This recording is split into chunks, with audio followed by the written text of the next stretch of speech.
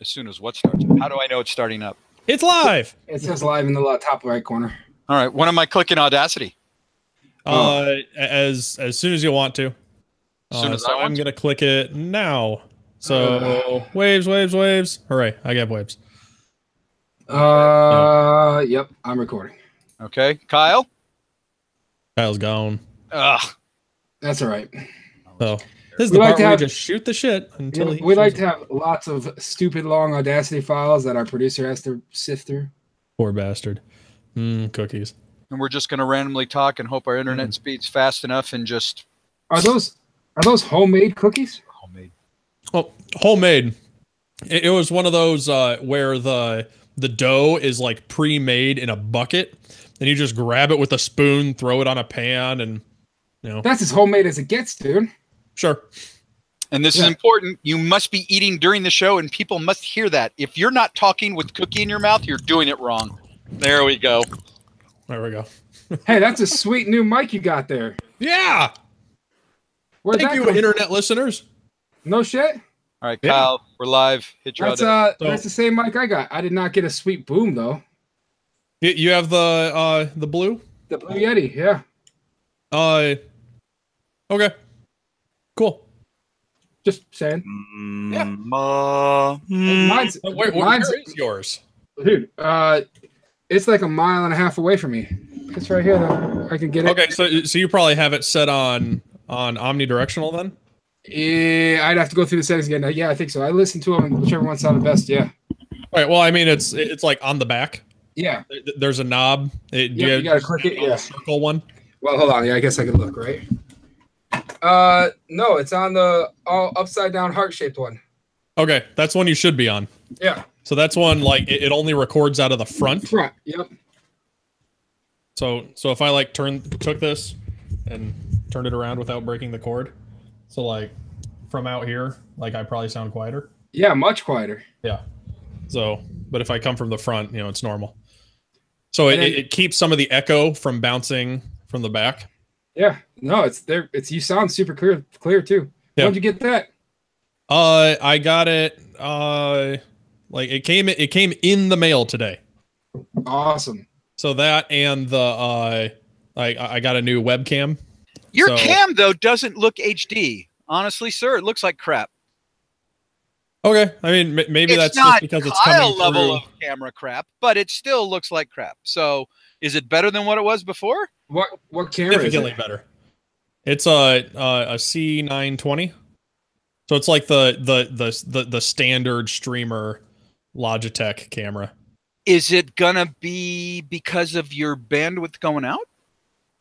Could be. I have it on a setting that prioritizes making sure I get the right frames instead of getting quality. So I can go on here and change it to. Yeah, it doesn't matter what camera I get. Video call. It's gonna look like crap because my bandwidth is absolutely terrible in this house. So. Could be. How do I find where is that setting camera? Like for example, right now, as Brett talks, you know that looks high def to me. And it does. And then Chris, when it shifts to you, you look a smidge more pixelated. Okay. Don't know why. I'm trying to figure out what camera I have. It's a Logitech too. Maybe your face is closer to the camera and Chris is farther away. Is it the one that it's like this tall? Thank you, Kyle. Like that wide and mounts on your. You're gonna have to say that again. So it's about 1 inch tall, 4 inches wide, and mounts on the top of your monitor. Yeah. Okay, we might have the same one then. It's got two little blue half surround circles when it's recording. Yeah, we might have the same one then. Yeah, the same gear, dude. It could just be bandwidth, or do you have your set up to automatically focus, or did you turn that off? Good question. Let me check. So you just simply plugged it in and didn't touch a thing, right, Brett? I got a Logitech HD Pro webcam C920. I turned it in and I have autofocus set. And okay, we have the same one, so maybe it's just room lighting or distance from face. I don't know. Okay. Webcam control. Oh, can I move this bitch up and down? No. Oh, you can zoom in and out. Yeah. Oh, you see that shit? Look at that. Whoa. Oh, that's the same stuff Chris was doing. See? Well, I can check you off my list when I yell at Montana to buy these for the rest of everybody then. Yeah, well, I could use one of those booms. Hey, if you would use your They're Patreon only like money, $14. if you had used your Patreon money to have gotten me a camera, I would be more than happy not to give you Vault Boy. I don't believe you. Well, Yeah, that's no. true. Remember that time I had technical difficulties with my like $300 fucking gaming headset? I said fuck it and went out and bought this shit. Mm-hmm. Yeah, this is what I was talking to one of my friends who does video game streaming, like professionally, and he said this is like the next level streaming starter kit. Yeah. Mm-hmm. That's how I feel. I hooked myself up with some good gear. Mm-hmm. I didn't hook myself up with this. I used filthy internet dollars. Well, you know, Filthy internet dollars. You got a little bit better internet following than I do. I just got a good job, so I just bought the shit. That works too. You ready to talk about some Imperial spoilers there, Chi-Town? What? Imperial spoilers? Yeah, you didn't see the new article came out about the Reaper? Do you know anything about the Reaper? He hasn't looked at the Reaper. No. Have you looked at the show notes? I did. Well, early when you first sent them. I guess you do say Reaper article in there.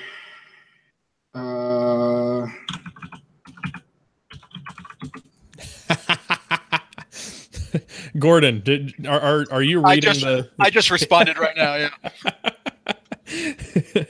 They're savage. See, that's the difference. It's like when I record, it's just me and my little fiefdom, right? I got my two minions right there. We're all together in the same room, and now I'm going to be like getting heckled. You know, they're going to be throwing tomatoes at me, and I'm like, I don't know about that.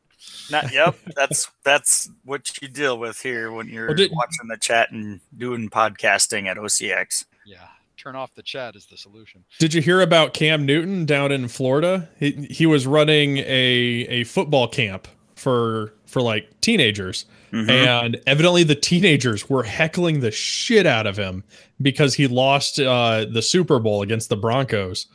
And like to the point that he had to get in the face of one of these kids and be like, "What are you gonna do? What are you gonna do? Go away!" Like made national news over it. So never meet your heroes, kids. Yeah, can't heckle them. Well, and don't be an asshole to him. Yeah. Cam Newton comes to visit me to teach me how to play football. I'm gonna respect the fact. Well, there's some cussing already. Out of the fact that he took the time out of his day to come talk to somebody. You know what I mean? Wait, is one of Gordon's rules not cussing? Yep, can't cuss. Well, fuck that. Yeah, I have control over that. I'm going to do my best not to do that, but I can't stop you guys. No, the only rule is going to be the alcohol rule, and Brett's already broken that one. So it just shows you how far my influence goes. I'm a hard one to influence, Gordon. Just going to promise you that. Yeah, I know. Hang on 1 second. Oh, shit. One salute. We lost him. Guess what my wife just asked me? You're not on camera, right? See? She just walked across after getting out of the shower, didn't she? You want to tell her that? Here, let me put you on speakers and you can ask her yourself, Kyle. No. Oh. Hello. Did you accidentally walk across what you thought was a camera after getting out of a shower? That was last week. This week was just, he's too beautiful for you. And that's the last you'll hear her. Okay. Thank you, dear. She truly is a saint. Yes, she is. Well, she's living with me, right? Talk about earning your way into heaven. Tell her she needs to go get you some green food dye. Then I'll believe it. Yeah. Woman, give me some. God, stop hitting me. Ow, hey! Woman! All right. You guys ready to get this thing going, or we still want to BS a bit? Who's starting it? Oh, I am. Yeah, we made this mistake giving him too much power. Oh, so you're gonna read the intro? You're damn right I am. All right. Prepare Mike for mute. Oh, it's look. You see where it is right there. That'll take me 10 seconds, right? And I'll screw it up. That's my shtick, right? Is not being able to get through an intro without blowing it.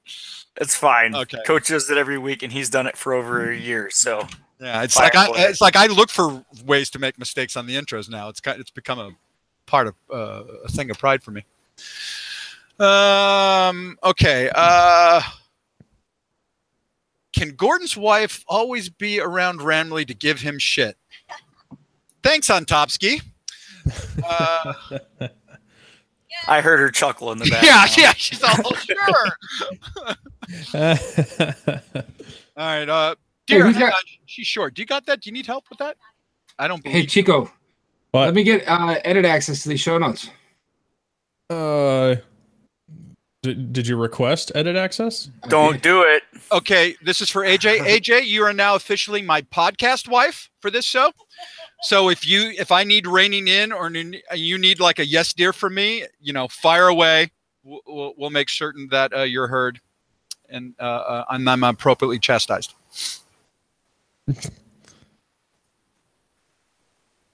Okay, you should be able to edit it.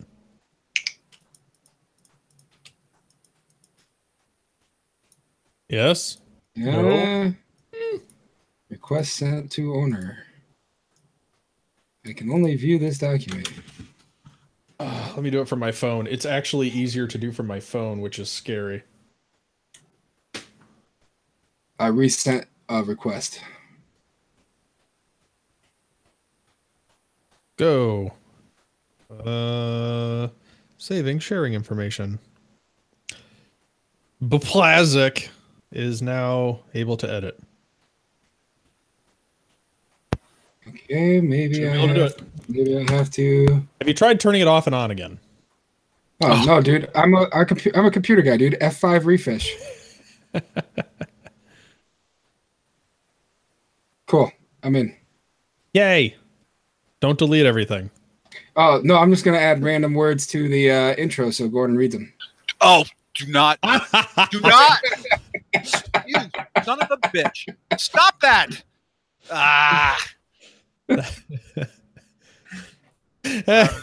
What a jerk! He's doing it right now. No, it wasn't me. Oh, it's Kyle. Kyle's even worse. Hurry up! Read it before they can do it. I know. Right. Wait, snaps. No, snaps. Well, okay. So yeah, we got to do the snaps thing. All right. Is everybody ready? I'll start it. I'm seriously gonna bust Kyle's head here. God, he's screwing me up. From downtown. Okay. I don't know. You know what? I'm probably gonna ignore it. I think I can wing it. Sure. Okay. Okay. Snaps in 3, 2, 1. That sounded terrible. Is that good? No, that was pretty good. Good to me. Yeah. Are you serious? There was only a slight delay. So I was like I snap and then I heard in unison all the snaps come back. Okay. Well, if you can work with that, Chicago, good for you. I was on that the Millennium Condor, right? Zach Matthews and the trivia thing. Yeah. I'm imagining that's going to air any day now once he finishes doing the audio. He actually had us all load up on a webpage an international time clock, so that and then he would call out the time, and then all of us would snap when we saw that number hit on the screen. So I'm used to a much higher level of professionalism than this. Oh my God, Kyle! Look what he's done. Chris, save me! I don't know what I'm going to read anymore. Sorry about your luck. Welcome to OCX. Okay. All right, you guys good to go? Yep. All right, so what do? I just start talking this stuff? Yeah, take it away.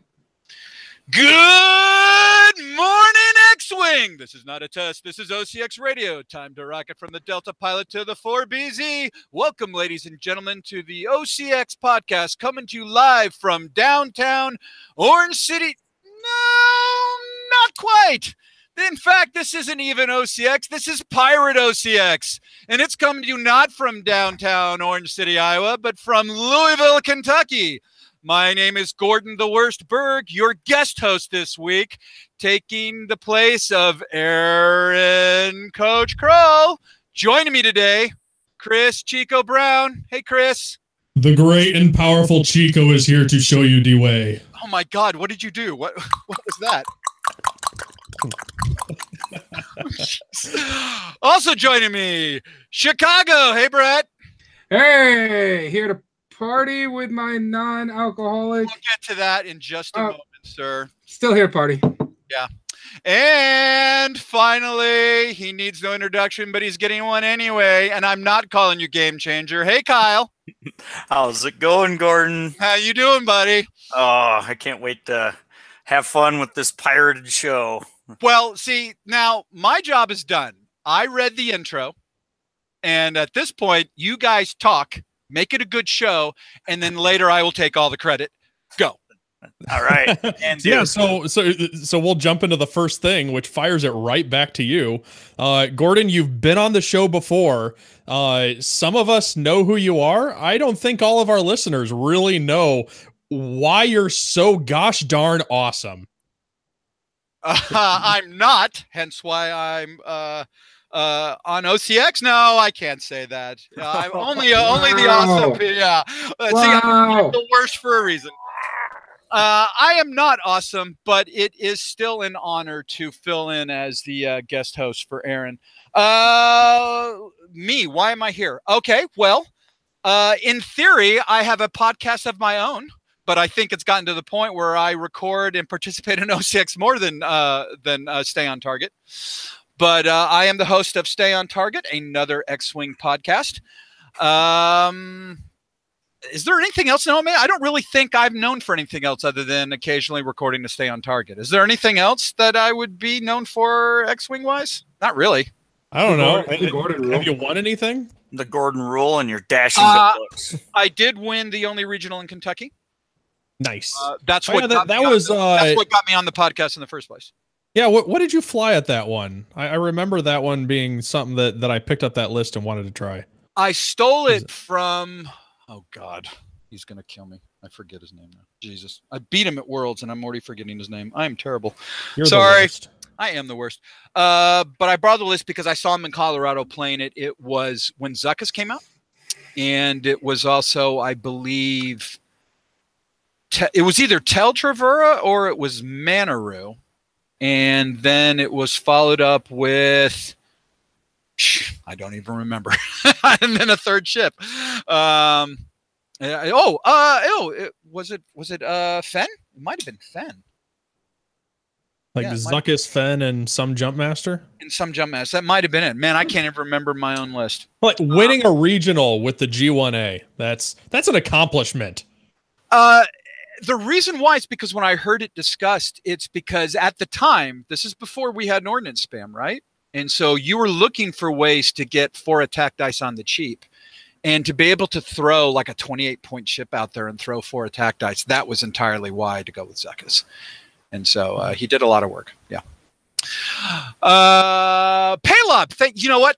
Okay. Here's the first thing. I don't know anything about X-Wing.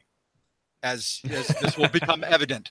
But if you will pay attention to Tommy in the chat there, I have always relied upon Tommy because Tommy knows all of the rules, therefore I don't have to, which is why I did so bad, as you'll find out on the Millennium Condor show when I compete against Zach Matthews. He needed an easy win, so he asked me to come on to compete against him. And and what I said was I don't know. Tommy's not here. Tommy always answers X-Wing questions for me. So you'll see right there, Tommy said my ship was Paylob. So it was Tel Travera, Zuckus, and Paylob. Yes, I won a regional with those 3 ships. Very nice. Yes. So you've managed to institute some new rules for tonight that all of us are super excited about. Mm-hmm. You want to go over the rules for the inmates? Well, let's set up a little bit of a background. We have something that has been referred to as the Gordon rule, correct? Mm-hmm. Correct. And explain why that came about originally, you guys? Because last time you were on, Coach this was not last time. This was okay. Well, maybe at the some point time. when you were on in the past. I think it was the first time. It was the first time you were on. Yep. Yeah, and you got, or not you, but Coach got so hammered that I don't know what exactly. Yeah, I think he said some things. Yeah, I don't remember what it was, but probably doesn't need to be repeated. No, let's just say things were said. And let's just also say that all of our shows are archived, and if you want to go find it, go find it. And he then, I believe, self-imposed it, where he dubbed it the Gordon Rule, because it's his way of saying, I can't drink hard liquor anymore when recording, I believe. Right. Because it's not, the goal is not to get so drunk as to how he was that one time. So now it's been tamed back a little bit, where it's like, let's just stick to beer, everybody, if we can. Right. But because I'm on the show, we're going to have a different rule. What are we calling it now? King Gordon's rule? Something like that? It is the rule of King Gordon's rule. There you go. Department of Redundancy Department. And that is, the hosts will not be drinking alcohol. Instead, we're going to have milk and cookies. Mm-hmm. In fact, we're going to have green milk and cookies.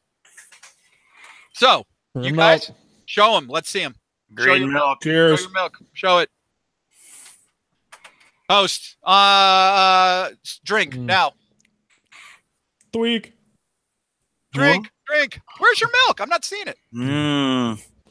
Yeah, Brett, where's your milk? It's right here. Look, okay, so as all rules, there's some interpretation needed, right? And so I said milk comes from cows. And see, I got a cow. He's right there. It's a milk cow. That's a dairy cow. And I got green. And I'm drinking a wonderful spotted cow from New Glarus Brewing Company in New Glarus, Wisconsin. There's always somebody. And I broke my own rule too. Like, I couldn't even find any green dye in the house. So I went and grabbed a big green glass and I poured milk into it. Also, what we will be doing is having cookies. Chris, what do you have? What are you eating? I got from my daughter's fundraiser. I went and made a whole bunch of these. So it's just stuff where you pull it out of the tub, throw it on a sheet, and stick it in the oven. So I've got super chocolate chunk and some like chocolate pecan chip. I don't know. They're cookies. Yum. Kyle? I have these nice accidentally grabbed shortbread chocolate striped sugar-free cookies. Because sugar-free? Yep. What's wrong with you? It was accidental. Hey, they don't taste too bad. So, and then I have an entire container of Chewy Chips Ahoy, which have disappointed me because they're obviously changed the recipes since my childhood. And they're not as delicious as they used to be. There's a shot at Nabisco. Okay. Shots fired. Good Nabisco. Brett, do you got cookies, sir? So I have this wonderful New Glarus Brewing Company. Damn it! Wow, you can't even get that right. I can understand the milk, but no cookies. No, I don't do cookies. Shame. Shame. I myself am rocking Oreos tonight because I can't remember the last time I've had cookies. And so if I was going to have milk, I'm having Oreos. Double stuff. If I were to do it, it would be Oreos, that's for sure. And the hosts are required to actually be eating and trying to talk at the same time. Go. Choose some cookies. In the milk. God, no green cookie. I'm sorry, everybody. Nom. I'm a terrible host. I'd done this once on my own. Oh, coughing. Are you dying? Gordon? I had to mute. Are you the worst at eating cookies? I can't even podcast and chew. I'd done this once on my own show, and I thought I was hilarious, so I thought I'd infect your podcast as well with this. You're the worst, or you can't even chew a cookie. And I invite our listening audience to join us in cookies and milk. More importantly, green milk and cookies. So I am looking for the chat to tell us what cookies you are eating, and we will shout it out. There you go. Go get some cookies. All right. Everyone has homework. Let's get to it. We had back in my fraternity days, we had a night where evidently the cops got wind that we were going to have a party that weekend. So we went out and just got gallons and gallons of milk and a whole crap ton of cookies. And just played it safe, and it was an excellent night. Good times. So that was fascinating. Yeah. So moving on to actual content. Yeah. We had a few articles that we wanted to go over. So first of all is the Reaper article. They went over the second edition stuff. Now these ships dropped, I think it was today, that you could actually go out and buy them. So all this stuff has been, spoiled everywhere, but I think there was some interesting stuff on there that is worth mentioning. Before you get going, I'm going to interrupt you because this is very important. Yeah. We have homemade chocolate chips from Jerry. We have limited cupcake flavor Keebler fudge strides by Mad Medic. Fontopsky says his wife is bringing chocolate chip cookies to Gen Con. So he's buying like an IOU one, IOU. That's fine. All right. Sure. Forget the rest. Okay, we're good. Continue with the article. Sparkle rounds. Very nice. All right. So the first thing on here, we've got a new pilot, Vizier. After he executes a 1-speed maneuver, he can do a coordinate action. It has to be using the adaptive ailerons, though. Well, right, and that's a 1-speed maneuver right there. So I think that's awesome. That he gets to just do a coordinate in the middle of his movement, and like I think that'll be fun. Yeah, especially because if you think about how that works out, it's you do those adaptive ailerons before you reveal your maneuver or before you perform your maneuver. So it's I don't know how much that plays into it, but it's in the middle of what you're doing, not at the end of your movement. Right, and you can also bump. You can also bump. He's a pilot skill 2, so I mean you could potentially just adaptive aileron into the ship in front of you, not go anywhere. Then use the coordinate action, and then do whatever it is that your maneuver is to get him to where you want. Not true, Kyle. It says on the card after you fully execute a speed 1 maneuver. So fully execute means you fully can't execute. Wow, they changed wording around, so you can't just bump with adaptive ailerons. Well, you can bump with adaptive ailerons and still take your maneuver afterwards without. Well, right, but you can't do a coordinate in between. Right. It's just you don't get your perform a free coordinate action to do so. Right. And the nice thing is that ship has a coordinate, but it's red. But on the card where it says perform a coordinate action, that's not a red coordinate. So you get to do that and then do your maneuver, and then you and then you skip your perform action step. So okay. Never mind on that one. I was going to be like, double actions, but then I would have been wrong. Heaven forbid I be wrong. So I think that's all on that one. And yeah, I think he's cool at pilot skill 2. It can allow some guy to kind of do a barrel roll or something before he moves for some of those higher PS guys. So that could be helpful for them. So here's the question. What list would you throw together with him? Is he cool enough that he's worth building a list around? If I was going to have him, I think that ability would just be one of those fancy things that, I'm not going to build it around him, but that's like a beneficial thing that if I have some ace that has reposition, it'd be nice to have that where, I fly him in and he's probably got some crew that's integral to my list. And then I, fly him into, some spot and cause my other ship to do a booster barrel roll, changing their orientation for their maneuver, like an advanced sensors kind of thing. And then that ace gets to do his thing. And then, he's just going to act as like a fancy shuttle, probably, just like the other ones. Like Captain Yor. Yeah. Like just a bonus ability for the Palp shuttle. Mm-hmm. And Yor's a great example of it. I feel like we've got so much stuff at this stage in the game, right? And as we're on the doorstep of 2.0, the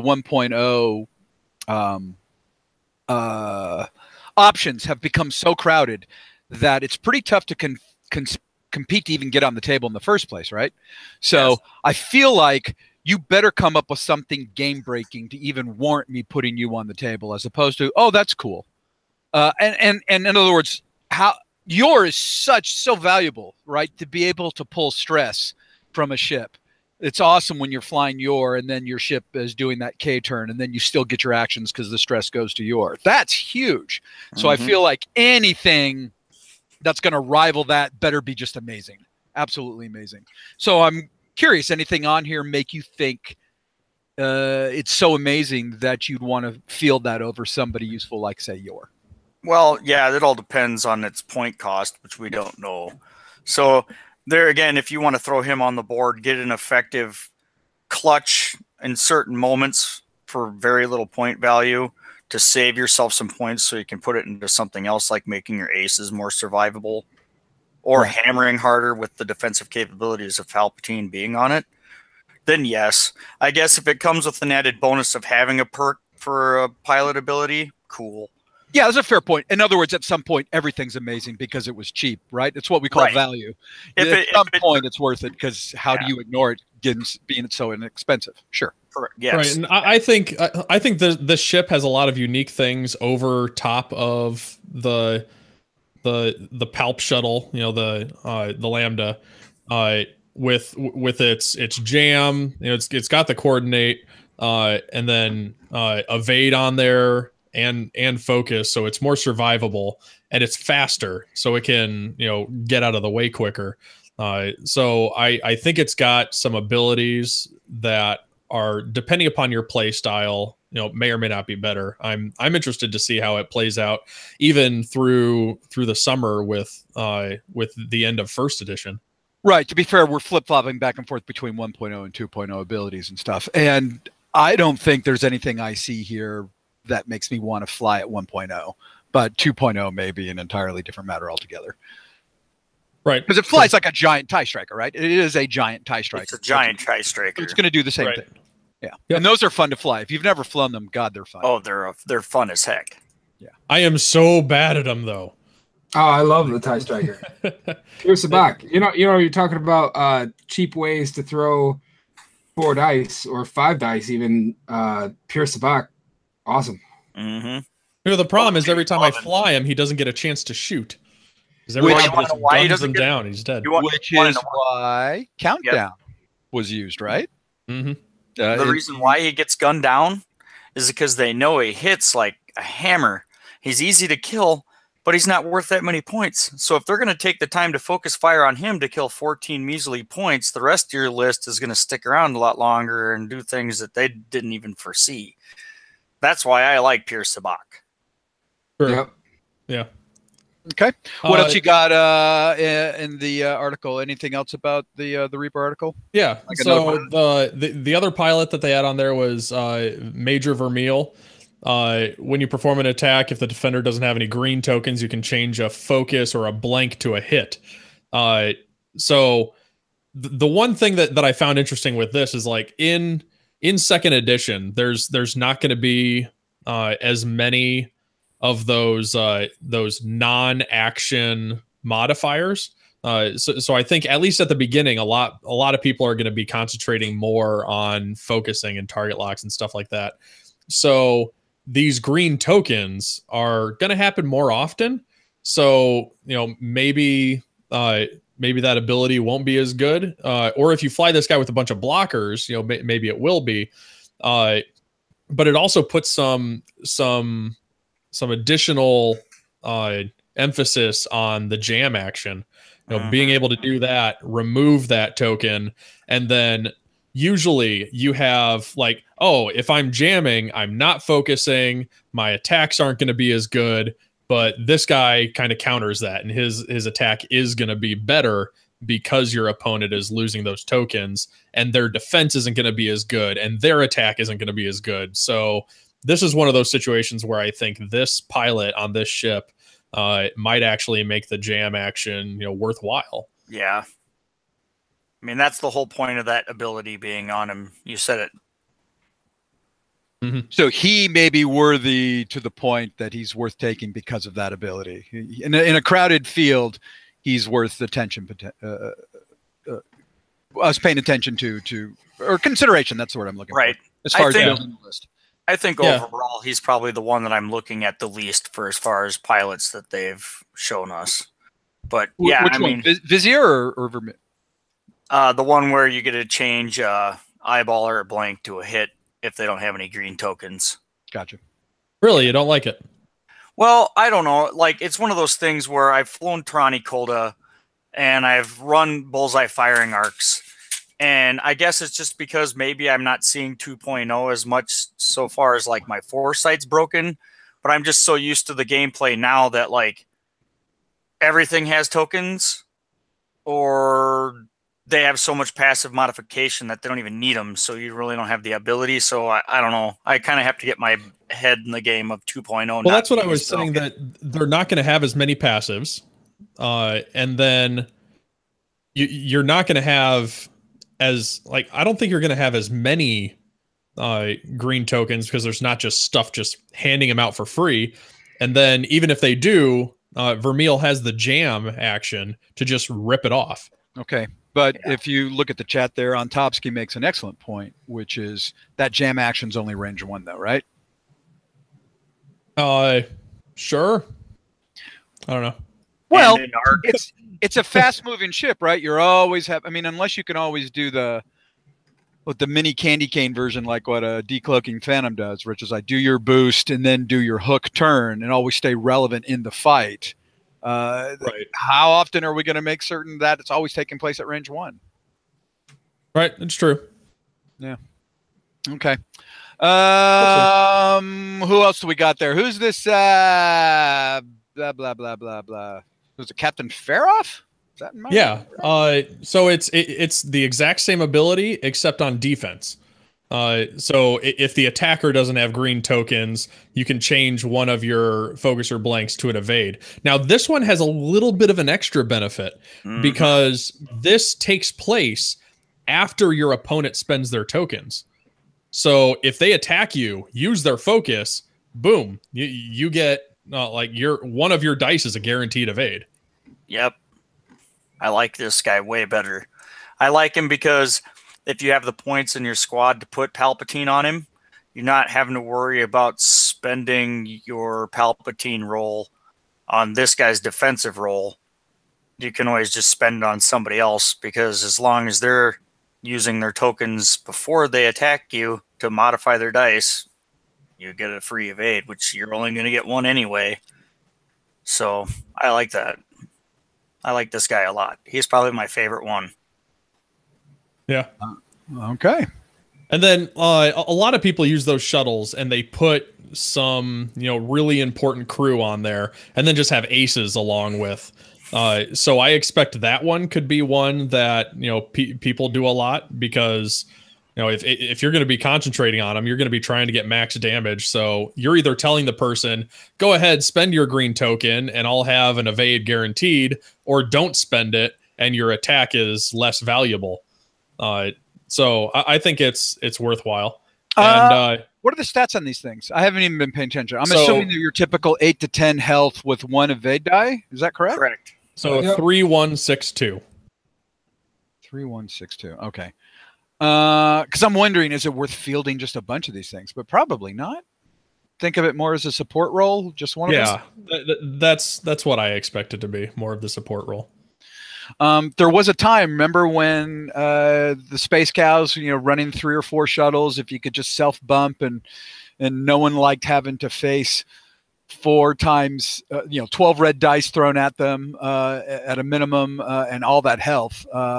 This is going to be a bit more mobile, but I think that time has passed. I don't think. I still have nightmares of Dom Cairo. Exactly. That's who I was thinking. He'll make it work somehow. There you go. Okay. All right. Anything else on the Reaper that stands out? Well, so that's pilots, and they announced Death Troopers, which that was one we hadn't seen, and it's very different than the first edition card, which I was surprised of. Like, I was expecting all of the different cards to be like pretty much the same from first edition to second edition. So this one, was very different, and I think it's going to be expensive because what it says is during the activation phase, enemy ships at range 0 or 1 cannot remove stress tokens. Oh, nice. And yeah, that's huge. So you just take and just throw them into the mix, and it's like, well, if you want to get rid of that stress, you better get the hell away from me.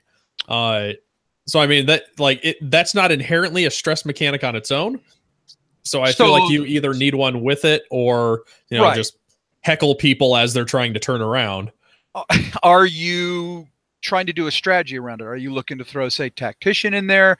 Who's the one that if you shoot her, is it Mara Jade or something? If you take a stress if you shoot her, or is it Rebel Captive? I'm confused. That's Rebel Captive. Gotcha. Evidently, Mara Jade is no longer a thing because EU is no longer a thing. Mm-hmm. Gotcha. Okay. Which makes me sad. Mara Jade was awesome. So what would you do? Would you just what are the costs of the troopers? We don't know. We don't know anything. I keep thinking this is 1.0. Damn it! I want 1.0. I haven't moved on to 2.0 yet. So they strictly announced that in the because this is what's giving me confusion a lot is like how much stuff have they revealed that's 1.0, how much have they revealed that's 2.0. So you're saying this was strictly a 2.0 reveal?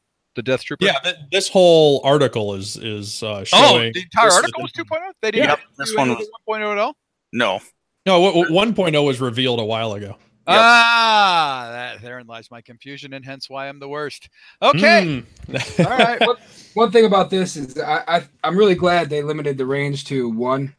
Otherwise, I think this would be an OP card. It would be. Oh my gosh. Just a giant flying bubble of you're still stressed. Yeah. Right? That would have been a little crazy. It already is a damn maneuverable, and if it flies like a striker, you can scoop, and you can get places and get to range 1 of things pretty easily. It already is a pretty dangerous bubble of you stay stressed. Well, yeah, and it's a medium base. Right. So that's even faster. God, a medium base. I'm interested to see how that flies. I'm looking forward to it. Well, some people got it out, and everybody was assuming it was 1.5, like on the distance. So like a small base is 1, a large base is a 2 straight, and this should be a 1.5. But somebody measured it, and evidently it's slightly longer than 1.5, like 1.65 or something like that. Yeah, like 1 or 2 extra millimeters. So we'll have to see on that. See the Back to Dials article. Yes, that was awesome. That was very revealing because that's going to take some getting used to, right? Yeah, you can't fly them together like you thought you could. You're just going to self bump like crazy. Yeah, that'll be interesting. It's going to take a lot of practice to get used to that. Yeah, if you have need for multiples of those in formation together. I mean, if it's just the one, who cares? But yeah, when you've got 2 1.5 base templates or the bases themselves together, it's going to be difficult to fly until you're used to it. Okay. Yeah. So they had another card that I think isn't really worth talking about very long. ISB Slicer. During the end phase, enemy ships at range 1 to 2 cannot remove jam tokens. Frankly, I think that's kind of meh. Like jam is going to be so situational and so rare that it's like a part of your strategy. That spending extra points on making sure those tokens don't get removed for a ship just to fly away and get rid of them is going to be. I get it what they were trying to do with the synergy of the pilots here, and how if you can't remove jam tokens and these pilots get buffs for when an enemy ship doesn't have a green token. So maybe that is where they're going with that, but I think I agree. It's not something I'll really try to build a strategy around. Right. Yeah. I'm going to play the devil's advocate here with this card. On my show, we call that the devil's apricot. The devil's apricot. So in all fairness with the jam tokens, I don't know if there's going to be something that's going to be able to distribute jam tokens in 2.0 That's better than having to spend an action to jam something and be within the range 1 or in arc range 1 to 2 to do the jam. But hear me out when I say this. If you can spread a big enough footprint on a large base ship, like let's say a decimator that has like an engine upgrade with the ISB slicer on it, and you're basically going toe-to-toe, no modifications on their shot, and you're getting modifications on yours, that's pretty huge because dice variance opens itself wide up when you don't have action economy at all because you're having to get rid of all your tokens because you're jammed up. I mean, these guys might be priced so low that all you'd have to do is shoot one scrambler misser off, which I'm pretty sure everything within range 1 gets a jam token if you hit. And then all those ships can't remove their jam tokens. That's a pretty big deal. If what you're saying is true, maybe it's going to be priced expensive, because if that's a big deal, then they're going to make sure you sell out on that as being your trick for the list. Right. You're going to go toe-to-toe with the enemy's list, and they have no modifications, and you do. It could be based on what they reveal, but don't you get the distinct impression from 2.0 that so many games will be based on a lot more swingy dice variants and less opportunity to mod stuff consistently, short of using all these force users? And yes, exactly. And that's what I'm saying. Just to deny them the one focus token versus your focus token is a huge sway in you having the ability to up your dice variance compared to theirs. Okay. Now, this is very important, guys. I need you guys to eat some cookies and drink some milk. Now. God. King Gordon, let's go. How about it? Here, I'll lead.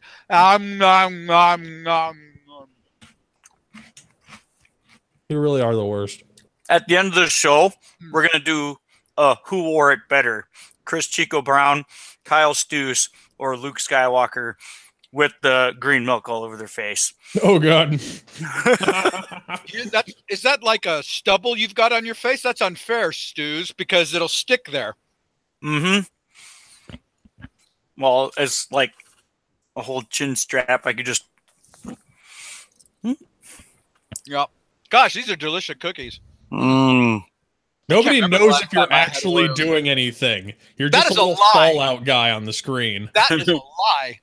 I'll have to get a camera out and take a picture or something and then post it. There you go.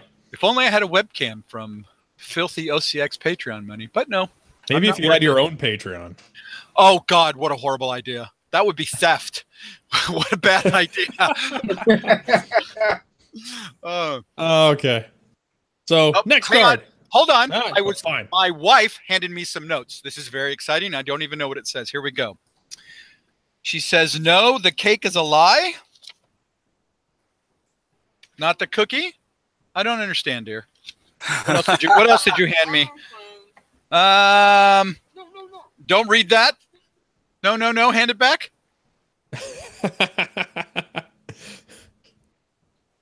They're waiting patiently, dear. She says, go back to the show. Okay. Sorry about that interruption. So tactical officer. Officer. Producer, cut that out. No. It'll never happen. You know that. No. Oh, she wanted to say the cookie is a lie. Get it? Cake is a lie. Cookie is a lie. Yeah. Cake, cookie, tomato. Tomato. Do not cut that out. That was brilliant. All right, go. All right, so tactical officer, not that interesting in itself, but I find the concept of these cards really interesting. So it's one of those where it requires you to have a red version of the action, and then it makes it white. In this case, coordinate. It takes your red coordinate and makes it white. We saw the same thing with engine upgrade. You have to have a red one, and it makes it white. So in other words, it's making the action bar better instead of just arbitrarily adding actions to ships. And personally, I think this is brilliant because it gives you a lot more control over your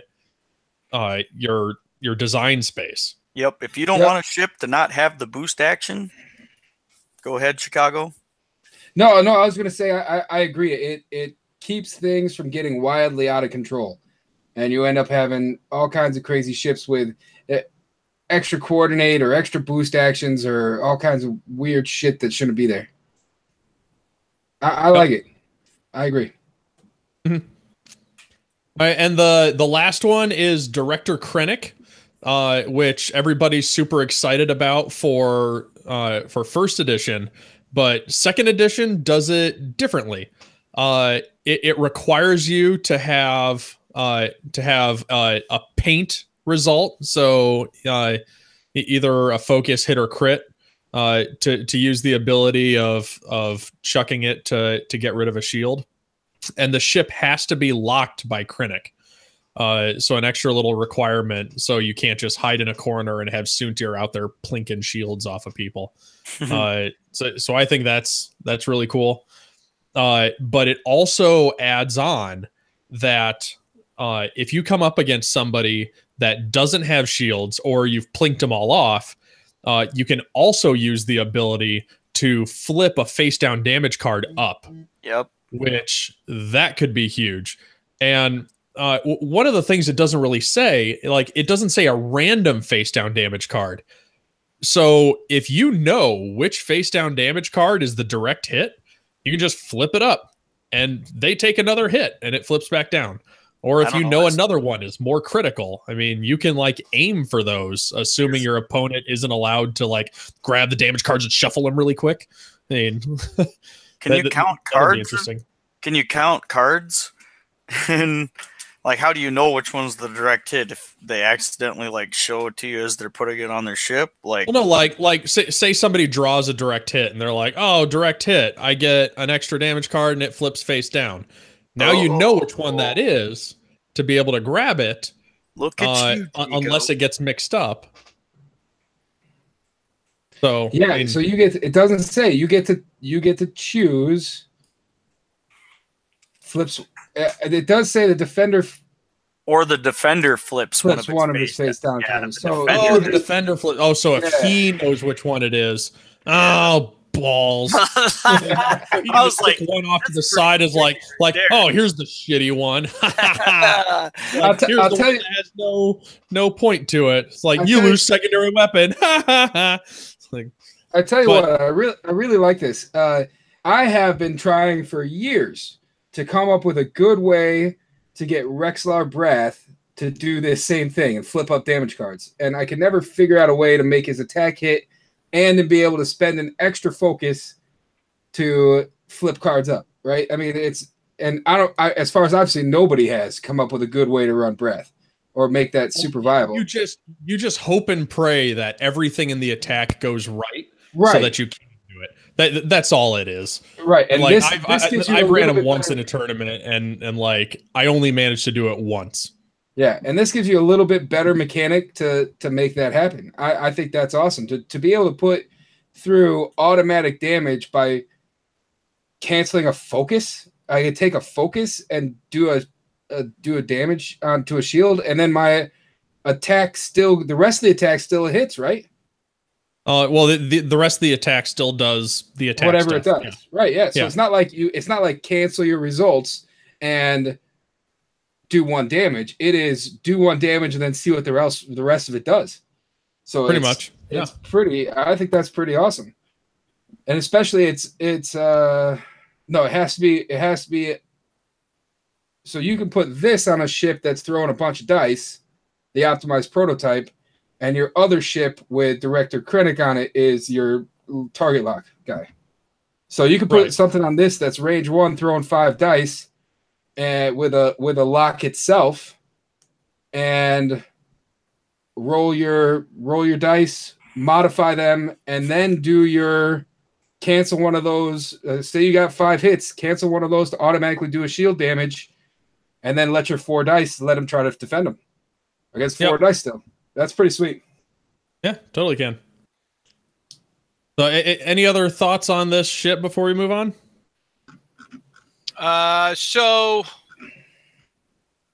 We can get to that, I guess, later as far as because there's 1.0 Krennic, right, which is like gross.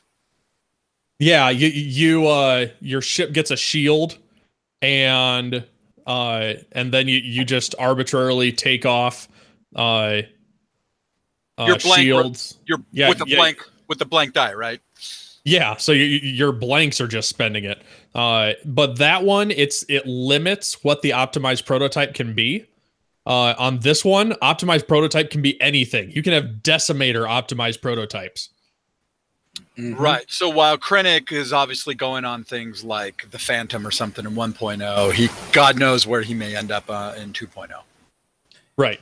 Yeah. The catch to all this stuff though is going to be how much it all costs, right? I mean, that all weighs right pretty heavily on the game balance. Right. We're all just kind of shooting in the dark of that ability sounds interesting. Because yeah, we know some cards just based on some screenshots people have gotten from the app. They've shown some of those.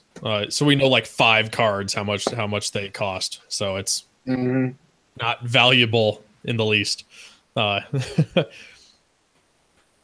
Okay, so I think we have time to go over the Y-Wing article before. Did you just say on an OCX podcast you think we have time? Don't you guys record till like past midnight or something gross? Yes. Yeah, so, okay. Not on purpose. Yeah. I'm sorry, but in my second edition, my Y-Wing article show notes, they've been redacted. Yeah, keep scrolling down. Because I had a whole lot in there, and I was like, why am I talking about most of this? A lot of this stuff has been spoiled in previous articles. Everybody knows what they do. So let's just condense it down and talk about the things that, have a point. I like how instead of, you should have left like random words in there, like a military redactment sheet. I like how instead of just deleting it and not worrying about it, you blacked it all out. Just in case somebody actually complained, I could bring it back instantly. This part's been redacted. Okay. So the one thing that caught me first is they had in the spread one of those threat cards that shows you like a common build that you can use. And between that and a lot of the upgrade cards that they show that they're including, it really gives us a picture of what the Y-Wing is going to be capable of. And from what I can see, a lot. So like native bombs and torpedoes and, Horton gets a freaking EPT, and then the turret gunner, like it's got the gunner seat. Yeah, like, that's crazy. That's one of those things like the Y-Wings that were in the Death Star trench. I mean, obviously those guys didn't have gunners. Otherwise, the guy would have been firing behind him at the damn TIE fighters coming up behind him. So, I mean, that was probably an upgrade made that day. Like the one person who made it back went, dude, fuck. Like we need a way to fire backwards. And they're like, we're on this. We didn't figure that out in World War II with the bombers that we had. We got to think about that now. Hey, this was a long time ago. Far, far away. we learned in World War II, like from these guys. Yeah, clearly. I'm sorry. Did you guys see the alt art of this veteran turret gunner? Is that one angry Wookiee or what? Or yeah, and like you really think that Wookiee is gonna fit in a Y-Wing? That's like, like it's like your Y-Wing is encumbered and can only move one forward. Yeah, I just gotta say, they got a long way to go before they hit Magic the Gathering card art status. They got some work to do. But yeah, I'm like super excited that they put that in there, because like that veteran turret gunner essentially turns any of those Y-Wings into the first edition BTL Y-Wings, where you could double tap, but with this one you can shoot your primary and then you could shoot wherever your turret's pointing. You don't have to point them all forward, which is awesome. Yeah, it takes a little bit more forethought and planning, which is what I like.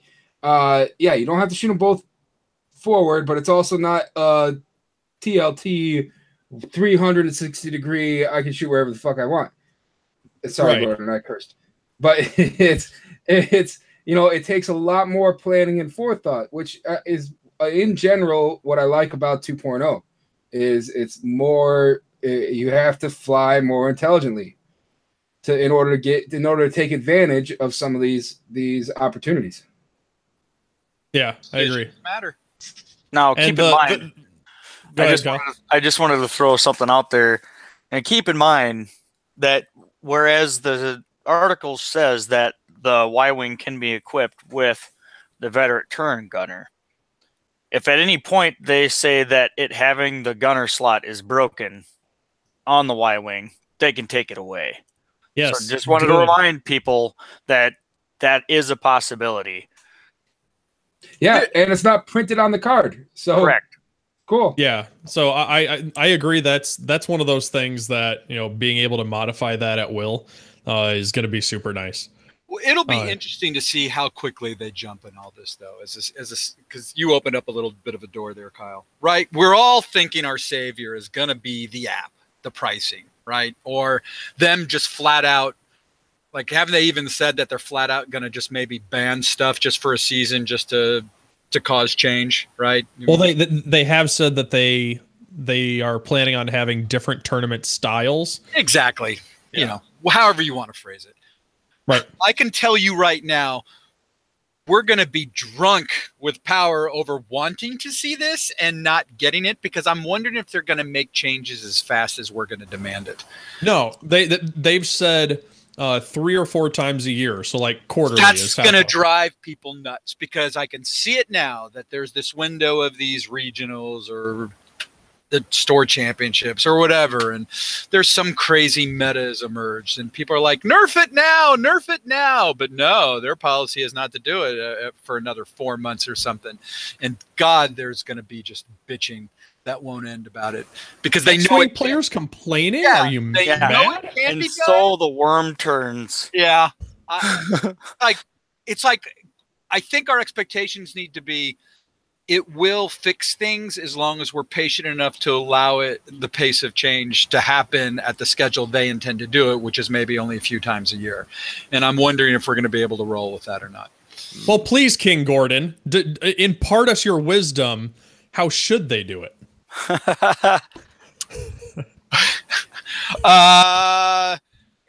That is tough to say, right? I think it's got more to do with timing of events necessarily than how long we have to wait. I guess what I'm thinking of is, let's say we're having a bunch of system opens and we see case in point, right? We saw NIM with Trajectory Simulator and the ability to shoot out the front arc after NIM moved, right? And everybody thought that was nuts.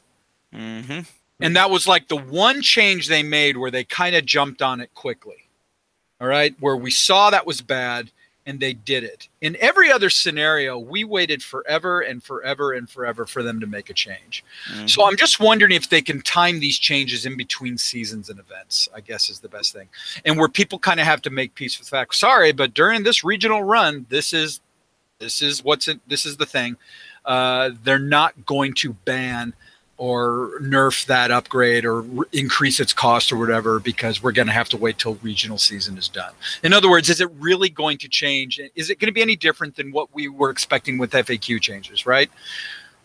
Other than just dropping a bomb on us, like right before Worlds or something a couple times, when have they done stuff? They tend to do it during the season or not in once seasons have passed, between the season, yeah. Because unless there's something ridiculous and oppressive that, oh God, needs to be done now. And if only for one reason of, just to be fair to everyone, which is, well, why is it that those guys who played in the first few system opens got to benefit from this rule, and then they made a change, and then everybody else that was trying to compete for a spot in Coruscant was under a different rule, and they had to suffer under this rule change? Why did those guys get it easy and we didn't? They don't want to do that either. So all I'm saying is maybe we need to temper our expectations. It's just because they can change, maybe the rate of change is still going to be the exact same that what we're experiencing right now. I'd say that's probably an accurate assessment. I don't think they're going to do. I think they probably still want to keep changes to be seasonal, so that you don't have, you go to one store championship and rules are one way. You go to another store championship, it's a whole nother set of rules. Or the system opens or the regionals, or you know what I mean, or however the tournament stuff's going to work out. I think that's probably a good point, and it might not be more rapid. What will be when I think more evident though and help is when they do make a change, it will be more globally and well known because it's going to go through the app. It's going to go through. You don't have to scour through this fact document and try to find the things that have changed and figure out where that applies to your squad. It's going to be instant to. I think it's a clearer and more instantaneous form of communication, and you'll have less poorly informed people trying to build squads and how they operate and how the mechanics go when they bring it to tournament. Well, I really hope it will be notified that well, because I know some people, like, based on their data availability and stuff like that, their apps don't update like instantly.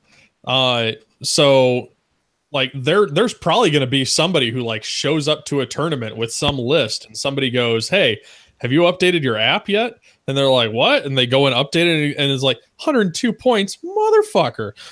So I mean, like they're going to be standing there that day, like sad that suddenly their list doesn't work. I mean, that's honestly no different than how you do now. And somebody tries to barrel roll somebody off the map, and they're like, "Yeah, I could do that." And they're like, "No, have you read the most recent fact? No, you can't do that."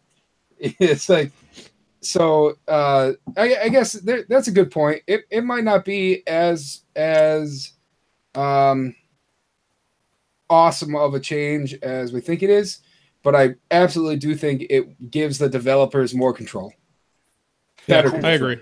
Let's finish up the Y-Wing pilots in this article so we can... Yeah, cool. Yeah. So I mean, just to finish up that comment with like the other stuff that's on there, I think that gunner being able to be on there, the fact that they've distinguished between gunner and crew has made that completely possible. Because like currently in first edition, you throw a crew slot on a Y-Wing, somebody's going to put C-3PO on there. Like, this, but it doesn't fit. So it allows them to be much more thematic and tailor things better to that ship. So I'm excited about that. And then somebody was talking about the problem with fat ships. You give ships all these slots, and people either load them up and make a ship that's so expensive that you have to chase it down. But half points kind of fixes that. So I think so. I'm not incredibly worried about that. The other concern is that paying for slots, and we saw this with the TIE Defender when it first came out. It had everything under the sun you could throw on that ship, but nobody really wanted to. So you are paying for the ability to potentially have upgrades on those slots, and I'm wondering if you think they're fixing that with second edition. Will all these upgrades be priced accordingly, or are we gonna be paying for slots again? And then these Y-Wings are going to be overcosted because, well, maybe you're going to put the whole world on them.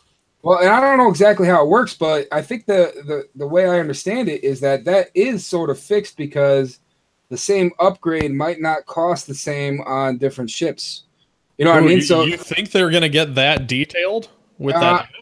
I think really they have the ability to, and I thought I remember reading an article somewhere where saying, putting I don't know what the example is, but even putting this gunner on one Y-Wing might be different than putting it on a K-Wing, or they could even do something where it's a progressive type thing. So as you add upgrades, maybe it gets more or less expensive. They can write all kinds of algorithms to control that. So right. I do think it gives them more options. It would be really confusing to figure it out in your head without just plugging shit into the app and seeing what happens. Building hell. Yeah, it would be difficult, but it does give them the opportunity to fix that, if I'm not mistaken. Yeah, I mean, it's a possibility. It would just make list building like you would need like a calculus degree for list building at that point. Or you need an app. Right. But like even being able to control the app, because I mean, like with list builders now, I go on there and it's like, okay, I'm going to add this on there, and I'm going to add this on there, and I'm going to add this on there, and I kind of know in my head, okay, there's going to be this many points, there's going to be this many. But if I'm going and it's like, oh God, I put this on this one, and suddenly it's 5 points instead of the 3 I was expecting. So yeah, but when you're searching, when you select your ship and you choose the upgrade slot, and when you're searching through the stuff, if it shows the point totals there, I get you won't be able to build in your head as easily, but you are able to. They'd at least be able to do that. If it starts to be a problem, they can do it. Put it that way. Right. Hey Chris, look at the show notes and read. Use a sound effect. Look what I got highlighted. Use a sound effect on the next part. Which sound effect? That's up to you, man. You've got all the fancy schmancy stuff. Do you see the next line that's highlighted, right? Don't I have that highlighted? Yeah, I already said an EPT on Horton. I got excited. Oh, that was. Or do your voices or something. Where is it? Now you're making me hunt it down. It's going to be less exciting. No one wants to know how the sausage is made, Chris. So, come on, go. There you go. All right, and how about echo chamber or something, or deep Darth Vader voice or something? I don't even know how that applies to Dude, Horton. You hit me with like just the fact that it's an EPT on Horton. Come on. Okay, here we go. Hooray! EPT on Horton! There we go. Thank you. Boy, hooray! What Coach has to deal just to get some quality content on the air. Oh my God.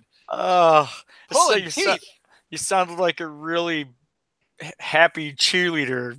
That's right. Screaming through one of their stupid hooray! And now I'm going to go back to my cookies. Yes, up cookie break. Everyone take a cookie. God, I'm getting sick. I think I can eat one more and I'm done. I've reached maximum capacity. Oh my God, I'm gonna puke. It's just like having alcohol. Okay. I'm gonna puke. And Kyle, Kyle, yes. What do you think about this new pilot they revealed? Ooh, the new pilot that I'm gonna see here. I've read it already once before. At the start of the engagement phase, you may spend 1 focus token to choose a friendly ship at 0 to 1. If you do, that ship rolls 1 additional defense die while defending until the end of the round. Ooh. I don't know. It sounds pretty good to pair up with, I don't know. I'm trying to think. Every ship that I want to pair them up with is a ship that I don't want to fly in formation. That's my problem. That's, and that's exactly what I just came to the realization of. Like, ooh, wait a minute. You know what I see this is? I see this as being something that's very situational. Being something, I'm hoping that being as a PS3, I know pilot skill isn't it's a little bit different, but being a PS3, it's hopefully not that expensive, and it's not that many more points more than having just the unskilled pilot in there. But it's one of those things that if your ace is hurting and in a spot, you can maybe park this guy next to him and live to fight another round with your ace. It sounds like it could be super situational. End up saving an ace in the game if you play it right. It's a trap. Yeah, I like Nora Wexley the best. Yeah, I'm not a huge fan of this one. Speaking of Nora, whose birthday is it? Sarah's. Yup. Happy Sarah. birthday to you. Oh, Gordon, you're gonna get a shot. Birthday to you. Happy birthday, dear Sarah. University of Minnesota. Happy birthday to you. And many more. I can't wait to use that when I get that microphone. Ridiculous. Where is Widowmaker? She must be out having a birthday dinner or something. No, the the Fantasy Flight Game Center is having a play till midnight event. Oh, where you can win second edition content like cards and whatnot. So okay, and that's an excellent segue into our next topic. We done with this thing? Yeah, I think it's commercial time. You do? Yeah. Okay. Well, please, OCX listeners, enjoy this commercial break. Good job, Gordon. Okay, so now we're just chit-chatting. All right, next I want to get into, because that's out of order here. Where is this stuff? Second edition Gen Con stuff. Want to go there? Yeah, we can do that. So I'm going to go ahead and delete what we've already done. So what? We'll just get it out of the, oh, fine. I can just scroll down. Fine. That's right. I found out today that they're not doing the Kick-Ass 3 movie. They're doing a reboot of the original instead. What movie? Kick-Ass. Oh, with Hit Girl? Yeah. They're not doing Kick-Ass 3. They're starting over with a reboot of the first one. What is up with keep rebooting like every 2 years now? I know it's been a few years, but still, why? Because nobody can come up with anything original anymore. They're probably too old, the actors, anyway. Well, Chloe Grace decided that she was not going to be Hit Girl again. Was another main reason why. So, I enjoyed the first one. I didn't like the second one. I liked them both. I didn't care that it went dark in the second one because, I don't know. Apparently, it's just, look at the original Star Wars trilogy. You had A New Hope, which is, ooh boy, everything was all hunky-dory, got everybody into the game. And for the time, Empire Strikes Back was a dark movie.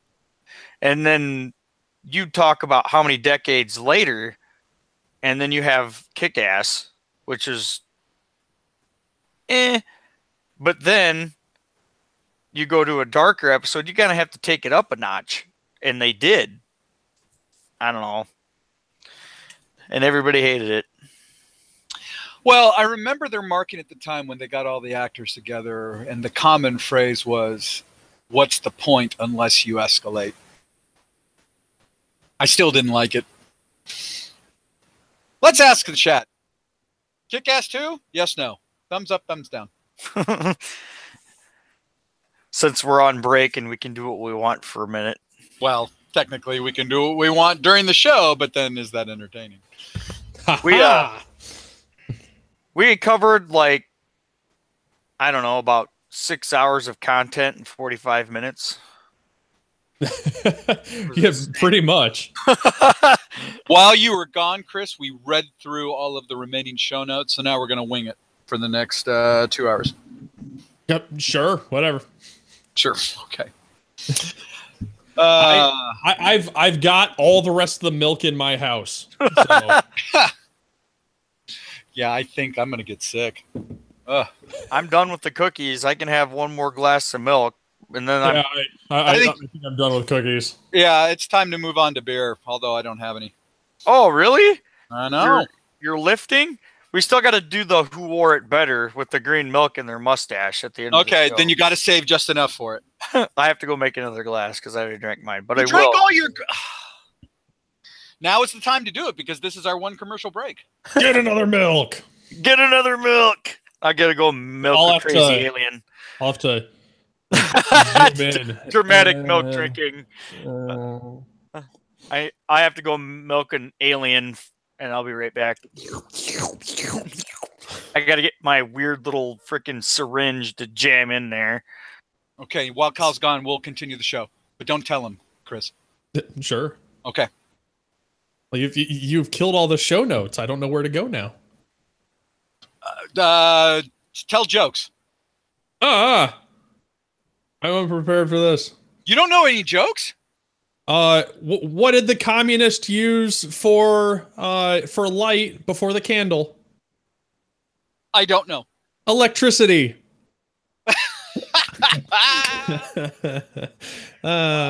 You want my bad joke?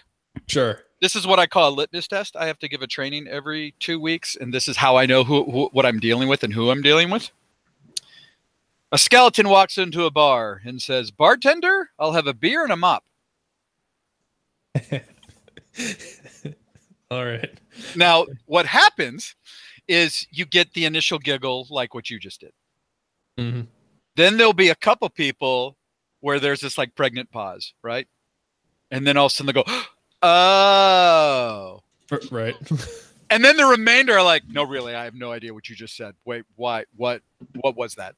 Why did they need a mop? Was that a joke? I don't get it. And then you have to, and then you watch the exchange and the dialogue where they start explaining.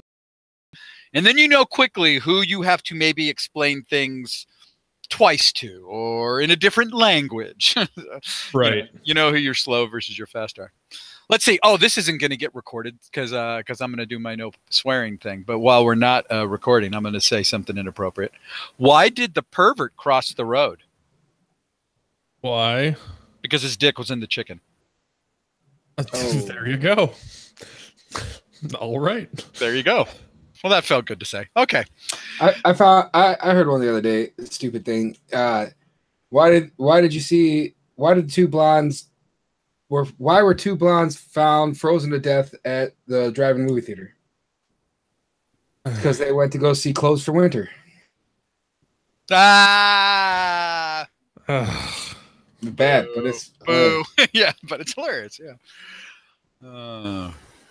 Yeah, I watched this video. If anybody likes political humor, it's called Libertarian Dad Jokes. Just search for that on YouTube, and it's absolutely hilarious.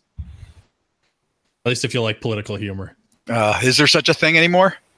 So like my communist joke that was part of it. Okay.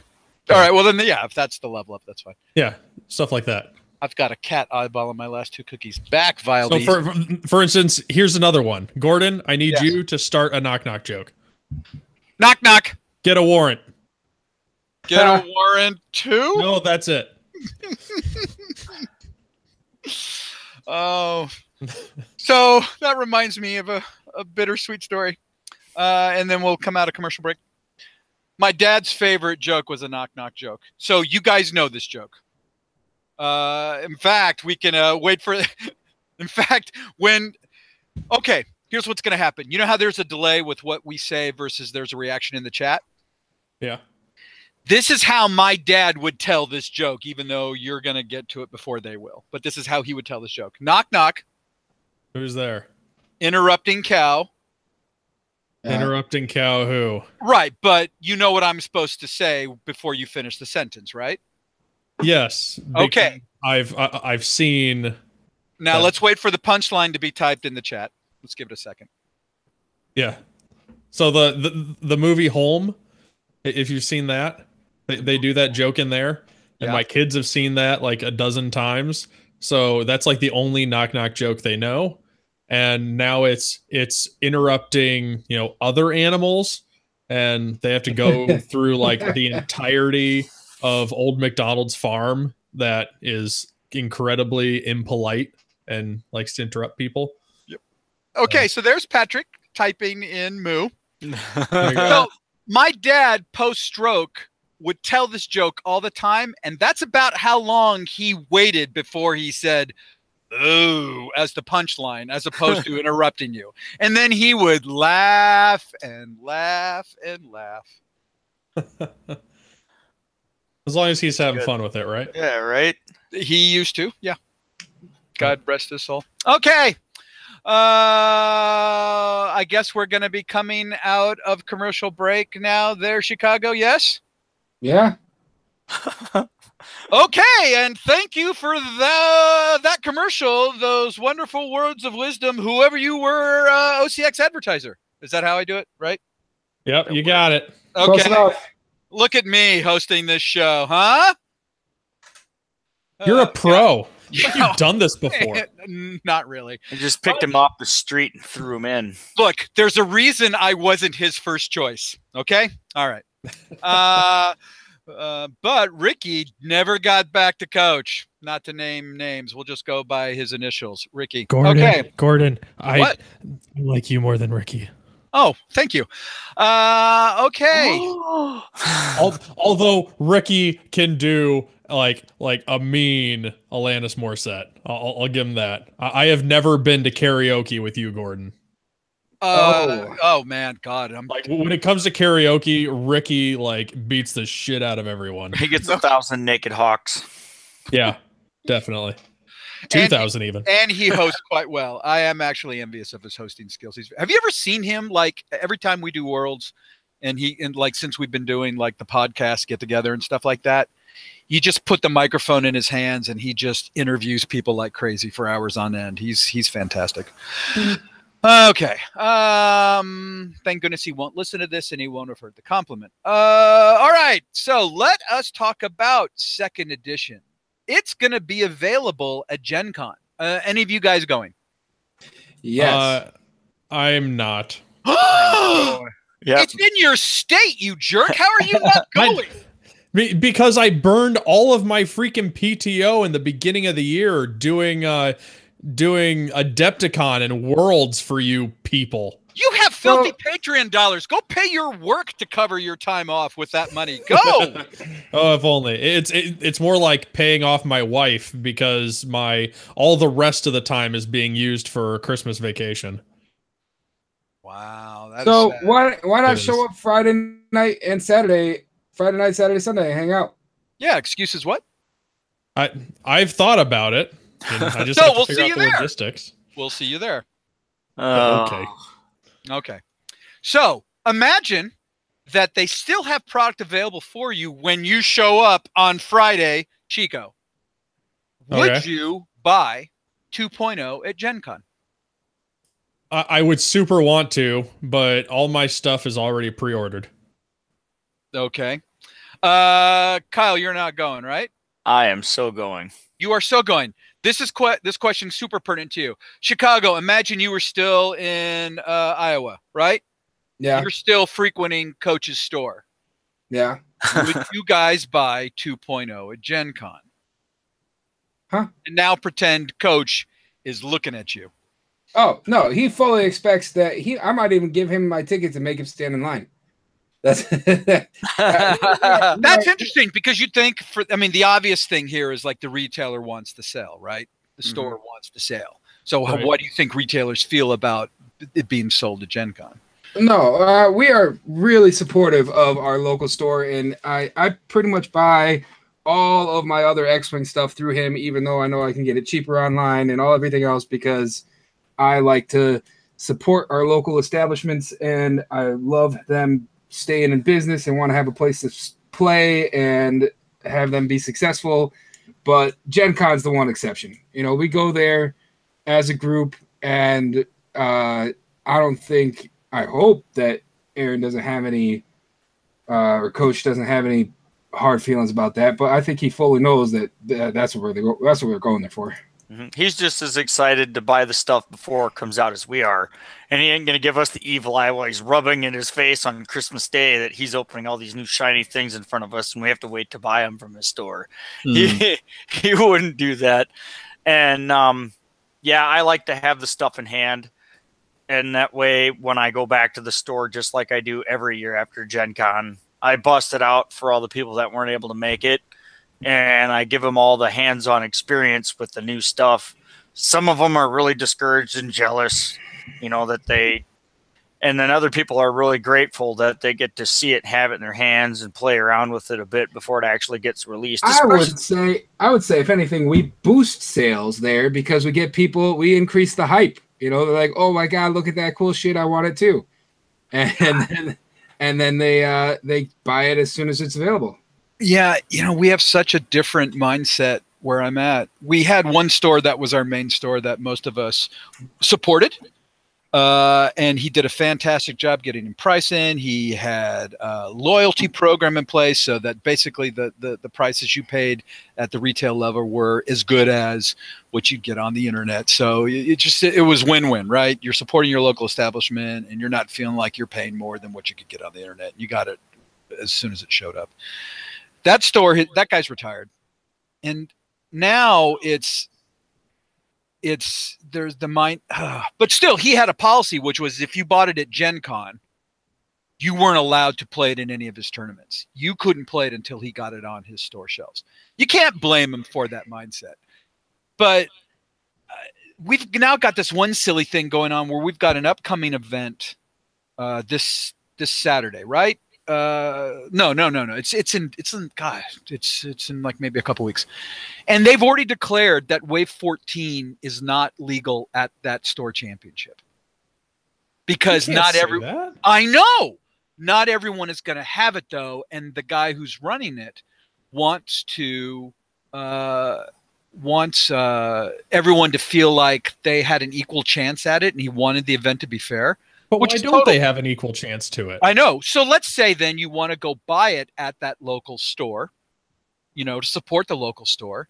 He does a terrible job of getting that stuff in anyway. So even if you wanted to be able to get it, say this, because when is it going to be available? It's basically going to be available on Thursday, right?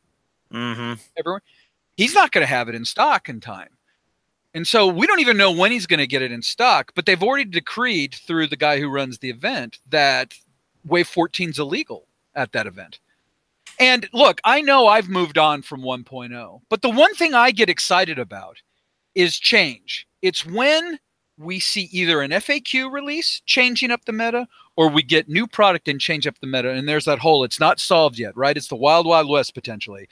It's that whole sense of discovery. That's the only thing that keeps me excited about it. So yes, I'm one of those guys who ordered through another vendor because I had to, because even though I wanted to support this local store, I couldn't because I wanted it on time for the events, in events I don't get to play in now. I supported two of the SAW Renegades, right? So that I could fly 5 X-Wings. I'm excited to give that a try. And now the one store that I want to support more than anyone else, I can't even do that. It super pisses me off. Yeah, I'm right in the same boat as you, Gordon. My local store has turned into something that it's difficult for me to really enjoy that local store for various reasons, and I could go on like a month rant about the things that drive me nuts about it. And I've gotten to the point of, for me, like, pay where I play is this. Like, this is where I play most of the time, like this building. So like I get out to the game store like once every 3 months, like maybe for like an event. Like I'll go for the store championship and nothing else. So like all of my stuff I order online. Like I very much believe if you've got a place that you play like regularly, support it. But I don't, so I support myself. Yeah. Now to be fair, we're having X-Wing first world problems here, right? Yeah. Because look what Pirate Queen typed in the chat there. Yeah, our New Zealand isn't a first world country. When it comes to X-Wing. Yeah. Yeah. So the other aspect of it, getting at Gen Con, is it really worth it? You're paying a premium to have it, 1 month? Because basically it's going to be street legal just a month later. Well, right. And we're expecting it to come out on a certain date. I think the one thing that scared me in the past and caused me to buy product at Gen Con was when the Outrider and the Decimator came out.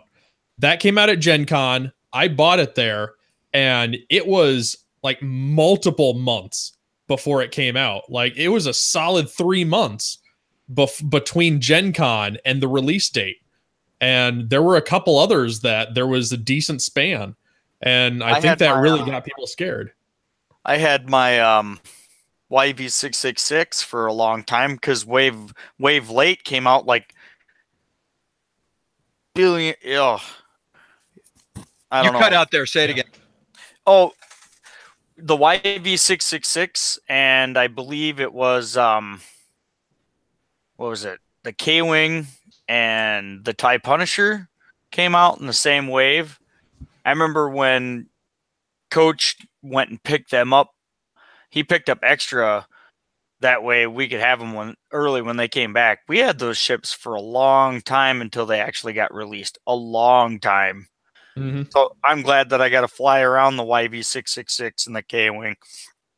So it's not without peril picking up new product at Gen Con. For anyone who is a Gen Con veteran has attended, then, because it was just mentioned here in the chat, right? Who is it? Yeah, Mad Medic there is saying it. You guys know how long you stand in that line, right? It gets worse every year, right? What's the average wait time in that thing? Well, to be honest, I don't think I've ever waited in because they give you those tickets. They give you those tickets, and then, quite honestly, yeah, there's a line sometimes, but we've been the last 2 years in a row, and I can't remember standing in line for more than 10 minutes. Screw the both of you. No. They give you tickets so that the product is guaranteed for you. But yeah, so you can walk around the convention hall until the line's short and then go. Right? Oh, you need to suffer by standing in that line for 3 hours, you jerks. No, anyway. So no, I'm too busy suffering by judging you peons. So the dilemma I'm because I'm still of a mixed mind. I haven't figured out or decided if I'm going to buy it at Gen Con or wait. But now they're offering that 2.0 tournament. Did you see that? It's 3 events, and then you also get one of the expansion packs, and they're only either offering the Rebels with the Y-Wing, or they're offering the Imperials with the TIE Advanced. And I can't make up my mind which ship I want, the Y-Wing or the TIE Advanced. And it's all the way. Are you speaking for me? Thank you, Chicago. Yep. And it's going to be $80 to enter this tournament, right? So basically, you're paying $20 for a tournament, because full retail markup for the core set is what, $40? Mm-hmm. And full retail markup for the expansion is 20. Mm-hmm. And since they're charging you 80 for this event, you can rationalize in terms of, if I'm getting that stuff anyway, and you can deal with the fact you're paying the full retail Gen Con markup that you would have done had you waited in line, or not, according to how you guys do it. Then what day are they doing this on? Thursday, either 9 a.m. or 4 p.m. I've got a Thursday morning slot open. I've got a game at Thursday at 4. There's still tickets available for both you can only get in one of these, right? You can't get in. They're going to keep track of it. They go out of their way to spell out, once you've entered one of these, you're not doing. You're not entering anymore. Isn't Gold Squadron putting these on? No, this is, I think, this is done by FFG. Yeah, this is actually FFG. Gold Squadron is talking about doing just an informal, hey, there's open tables over here, let's all get together and play 2.0. But I can try and bring up, maybe I'm incorrectly going off memory, but didn't the event info imply that there's also maybe prizes to be won? And so now my brain is immediately thinking, ooh, I can access prizes, 2.0 prizes that I wouldn't get anywhere else. Yeah, so possibly. I'm really having a hard time not talking myself out of doing this. Now I'm thinking, well, crap. Now I've got to do it. I don't know. I don't like signing myself up for a tournament for a game that I don't know how it works. I don't know. What? But it'll be an even playing field. No, dude, you're missing the point. Maybe I haven't read the event details enough. You're supposed to build lists out of their threat matrices, right? Out of the cards. You're just simply you decided to enter the Rebel tournament. They're gonna show you the squads and say pick one, and then you're gonna play 3 games, and it's just basically a way for you to get up to speed on 2.0, and then you're gonna get maybe prizes. What's not to like? The fact that I promised myself I was going to spend every day that I was there playing X-Wing like last year. You're not. This is a whole different game. You're spending 3 hours. 3 hours on a Thursday. That's all you're doing. Yeah, I suppose. Do it. 3 hours that turns into 5 hours because tome breaks. So my heart is with Imperial, but I don't want another TIE Advanced, and I haven't seen anything to think that the TIE Advanced they're releasing in 2.0 is better. But if you've seen the model for the Y-Wing though, right? That looks sweet. Mm-hmm. Yeah, that one's better. I'm probably going in on the Rebel. See, this time they did it the reverse way. All the drawings on all the pilot arts look good, with the engines all parallel with each other. But when you actually open up the model, the right engine is going to be slightly more forward than the left engine. It's going to just have that like protrusion thing. Do you know what I'm talking about? No, one of the Y-wings is completely screwed up. So in true fashion, I'll figure out which one it is here quick. I just looked. I didn't see any of them. No, look at the new one. So Evan Verlaine, her cockpit is like pointing off to the side. It's crooked. But yeah, see that? That's awesome. Of course. There has to be something crazy. Hey, you want to know what? She hit one of them damn poles in the Walmart parking lot. Shit happens. Yeah. Yeah. All right. So, you guys got any other thoughts about Gen Con? No, but we get to see you there, so I mean, hell yeah. I will. You know, I'm probably going to wear my OCX shirt, and then Mikhail and French are going to fuss at me for not wearing my Stay on Target shirt. Oh, patch overs. Yeah, got him. Okay. All right. Well, then, if that's going to tie up our Gen Con discussion, why don't we talk about store championships, right? If you are, in other words, are you eager to fly anything out of the new Wave 14 stuff, assuming you're able to do so at a store championship? If so, what are you looking at flying? Is there much choice? Really, there's kind of two things that kind of stand out as far as I can tell. Yeah, for me, that and I think it's probably the two that everybody else is excited for. The new X-wings. I'm not looking to throw 5 of them on the table. Like I know that's going to be like, you know, a neat squad. I mean, just having a whole shit ton of X-wings flying around. But I want to see how I can do like getting a couple of them, or like taking like the old Wedge, Biggs, and Luke, and just making them cheaper and see what I can do with them. Well, I think you're exactly right. It's like, are you running? I think you should be getting 4 ships on the table, Chris, or the 5 X-wings. But the version I came up with was Wes Jensen, Biggs, Tarn, and then a rookie. Yeah. All of them have like integrated and S foils, right, and I think adaptability in one of them and stuff like that. I think there's just one slightly tweaked. I can't remember what I did to it. Like one of them maybe can't fit it all in and has to go with something else. But they've all got like flight. Like I think maybe one doesn't get the flight assist. I can't remember how the points. Drunk assist. Yeah, I'd have to bring it up. But I think that'd be a good one because you won't be losing Wes on that first pass because they're forced to shoot Biggs, right? Right. And then you're just going to have Tanky Tarn sticking around, and then I think that'll be pretty good. I was talking. Sarah thought if you could find a way to squeeze in the stress bot, that'd be awesome. But there's really no room for it without ditching the flight assist Astromech. So, oh yeah. But I think that could be a pretty good list. So yeah, I think that's the trick. It's like, are people going to be coming up with 4 ship lists, or are they just going to go all out with the 5? And maybe they're only doing 4 because they only bought one of the sauce kits, right? You don't if you don't want to have to pay for 2 of those Saw Renegades, you still have enough of those cards to be able to field some kind of decent 4-ship X-Wing list. Yeah, I like the fact, but in 1.0 they don't get the illicit slot, do they? No. Yeah, so that just turns me off to it. I'd like to play. Hey, you scummy scum player. Yeah, well, I'm not getting anything out of this expansion, so it doesn't really get me all excited. And neither does the Scum Falcon. That doesn't really get me all too much excited either. Yeah, so I'm going to need to see something released in that set that forces me to buy that, because I've already got 2, and I know I'm not going to ever need that 3rd one. Although, how cool is it that the escape pod docks in and out of it? Come on. Yeah, it's going to be cool. I just want to fly the escape pod as like a standalone ship, just looking completely like unthematic. It's got a like, 0 attack. Why is it there? Yeah, I bought 6 of the Scum Falcons so I could field nothing but escape pods on the table. You know, there's somebody out there. You know, someone will. Yeah. Yeah. Okay, so what about Krennic on the Falcon, right? Will Whisper ride again before all is said and done? Yeah, Chicago, you're our resident Imperial. What are you going to do over summer?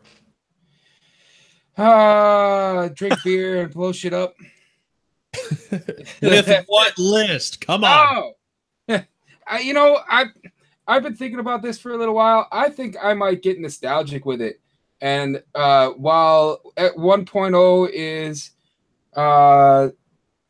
hanging on and I can feel it, I think I might bust the Decimator back out and run some kind of form of Decimator Vader, or try to maybe even throw on triple defenders. I'm feeling nostalgic with it because I'm not trying to put anything crazy thought and crazy energy into building something new that I need to play with. I'm just gonna pull out the classics. Well, you're talking about doing Decimator and an Ace. If you throw Krennic on there and do that optimized prototype, your Ace can do some work. That's true. Yeah, so I might play with some of those kind of like work some of the I'm definitely gonna go buy a Reaper, and see what maybe I throw that in there. If you put, oh yeah, you got Vader with advanced targeting computer on there. Yeah, that's terrible. Or run a super cheap Decimator, throw Vader crew on it, and then go take the threat out, and then finish the match with your Ace, right? Quite like honestly, say something like Riot or something. I might flip that around and put the. Okay, I'm bad with the names, but put the guy who. So make sure put Vader, because Vader has to have a target lock to get his advanced targeting computer, and then use the other card on the Decimator and run something like Expose, and be throwing like 5 dice range 1 with Expose and the original gangsta Decimator. Yeah, and just try to wreck some dudes, and just throw away 1 dice to throw away one of those rolls to get a to take a shield off, or to flip a card up and see what happens, see what I can do. Well, I guess the wording on in the Gen 1 is a little bit different, but yeah, you can't do the flipping of the cards. Yeah, you can't do the flipping of the cards. So, but that's kind of been my thought is I'm gonna roll it back and just keep it fun and do some of the stuff that I like. I like flying. I love flying the Decimator. It's probably my favorite ship, and it's my favorite painted ship. I did a good job of that. Not to pat my own back or anything, but oh really? Prove it. Let's see it. Go get it. Go get it. I don't believe you. Seriously? Get your ass up. All right. Go get another bill ray up. I got milk. I don't know. With the store champs coming up, I don't know. My summer's stupid busy. My summers are always stupid busy. I already know I'm going to be missing a handful of store champs, and there's only a few of them around here. So I think I'm only going to probably be able to make it to like 1 this year. I got to do all this camping, apparently, and I can't go to any of the store champs. So I don't even know if I'll take it that serious when I go to it. I'll just run cold hot dogs. Everything in that list is still legal, and if people want to throw 5 X-Wings on the table, I got your number. Well, see, now, I'll admit, my first store championship I'm going to try hard, because I want that second edition swag. I want a regional buy, for when that comes around for second edition regionals. Like, I want what they're dishing out. So I mean, they have hooked me in to trying hard on first edition one more time. Hate to break the news to you there, Chris, but if you don't win that first one as a tryhard, you'll be a tryhard on your second and your third. I know. And your fourth. Stop it. Stop it. I'm just saying, don't lie to yourself. Don't kid yourself. Yeah, I did it last year. I went to my first one, won it all, and I was like, awesome. Now let's fly whatever we want. Yeah, I went to like 5 or 6 before I won mine. I'm like, Jesus. Yeah, I went to I won the Sioux City one. Then we went down to Sparta. I got top 8. And then Sioux City. You stole Sioux City. And then Yeah, I was actually the one who ran the store champs at OCX since I already won one.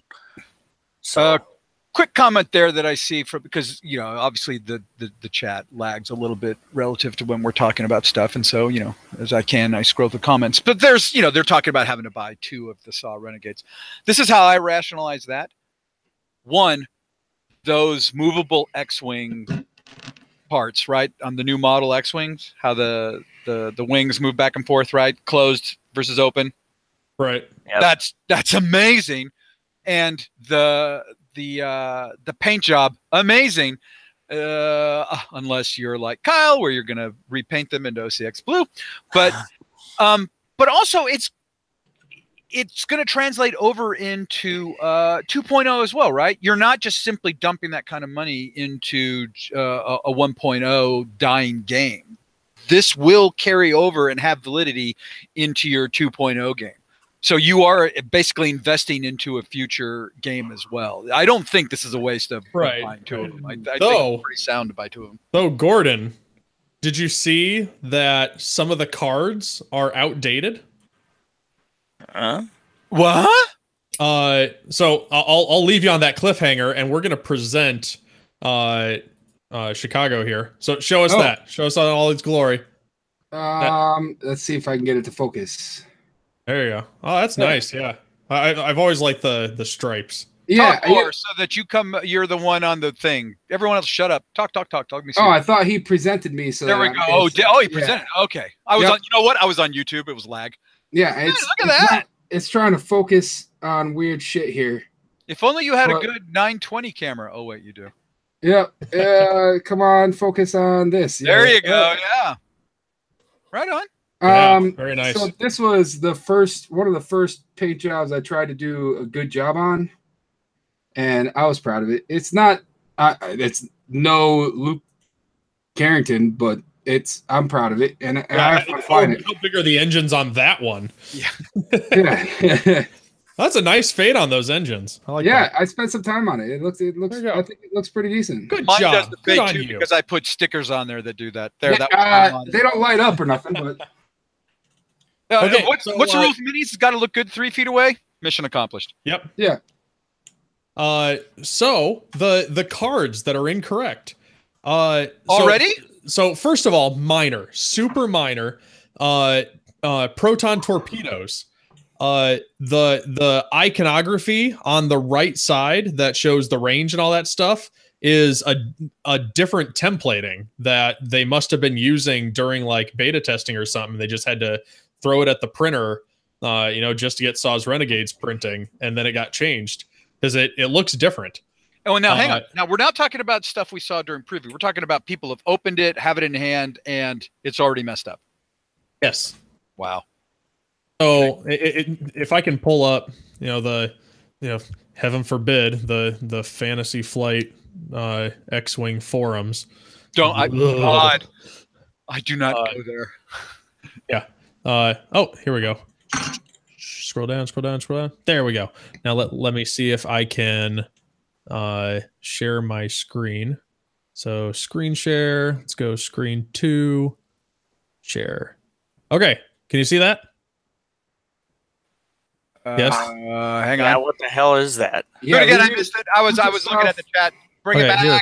Present to everyone. There we go. Yep. Can you see now? Yep. Okay. So the top is the cards as they exist in 2nd edition that they've spoiled. Down on the bottom, look at that. Screenshots of somebody printing them out. So proton torpedoes, you can see, is different, just slightly. I mean, not significant. I see what you're saying. Okay. Right. No, but I like what they did there, though. So advanced sensors, the wording is different. So instead of if you do, you cannot perform another action during your activation, preventing people from doing double action, advanced sensors kind of thing. The one that comes in SAW's Renegade says, after you reveal your dial, you may perform 1 action. If you do, skip your perform action step. So that's huge. Because one wouldn't let you coordinate something. The other one is just skip your action step. Right? I mean, you could still perform an action there. So with this advanced sensors that came in Saw's Renegades, if you had that on Darth Vader could advance sensors in action, use his ability to spend one of his force tokens to do another action, which could be his action that links into another one that's red, and then he does a green maneuver and sheds the stress. Yep. So, I mean, that's a huge deal if, that card, is suddenly legal for a period of time, which I'm sure it won't be. That they'll just smack it down and be like, nope, errata day one, use the card that comes in your conversion kit. I'm sure that's what's going to happen, but people are losing their minds over it already. And are we assuming this is enforced again through the app? Like when you bring it up, there's going to be something that flags you and says if your card says this, it should say the following. Right. That's how it'll be done, as opposed to an FAQ in and of itself. Right. Okay. What else are those? The big ones? Any other things that are wrong? No, that's it for incorrect stuff. Okay. Speaking of FAQ, you were telling me something before we started recording. What was that? Oh, yeah. So Zach Bart, the famous X-Wing player from by the way, Indianapolis. I might eat a cookie over there again. Okay, go. Yeah, there you go. So if you go to the Fantasy Flight website, and I'll just go ahead and share my screen again, because otherwise this will just be confusing trying to explain it. I already tried to explain it to you once. Okay, there I'm presenting. So if I go to... That's because I'm stupid and you have to explain things more than once, Chris. I don't count. So if I go to the X-Wing thing and come down to the FAQ, which I do this probably like 4 times a day. I bet you do. I super do. Judge much? Yeah. So if you look down here, I can't really highlight it, but the dates underneath those 2 files, 15th of June, 2018. Chris, do we have a new FAQ? That was released 5 days ago. Why hasn't it talked about it? But if you open it up, it's still version 441, effective January 22nd. So they're trolling us. Well, either they're trolling us or they updated the date and haven't put the actual file out yet. But then also, like, the tournament resources, all of these files are updated the same day. Is it the kind of thing where they just had to re-upload the file to the server, and then that just records the server last change date? And maybe, Mr. IT, I get it. Or they had to rescind something and then not do something. Right. And it's not quite ready for prime time yet. Who knows? But it was something that Zach noticed today, and he was like, oh my God, what happened? Haven't we been waiting forever because we've been assuming there'd be one? Well, we're all just kind of hoping that they wouldn't just leave us over the summer, all sad face with the same stale meta. But what do they need to change? I mean, is there change really, really needed? All right, and we'll get into this when we discuss the system open results that just happened. But does it have to happen? We're seeing variety as much as can be with what the power creep is right now. Right. I'm hoping with Saw's Renegades we'll see some variety. Maybe, but we know X-Wing's not broken. Robots won worlds. Right. Yeah, and Euros was two Empire lists against each other. So clearly, X-Wing is fine. Cancel 2nd edition. Right. Oh, yeah. There you go. But right, we really thought it was going to be nothing but Ghost Fen as far as the eye can see, at least winning it all. That's not to say it's not having a healthy attendance rate, but it's not winning every single event. It's getting its fair share of representing and wins, but not all of them. And I think that's what we all kept assuming was going to happen, and that's why we were screaming for an FAQ, was like, nerf this crap, please. But I don't think there's a need.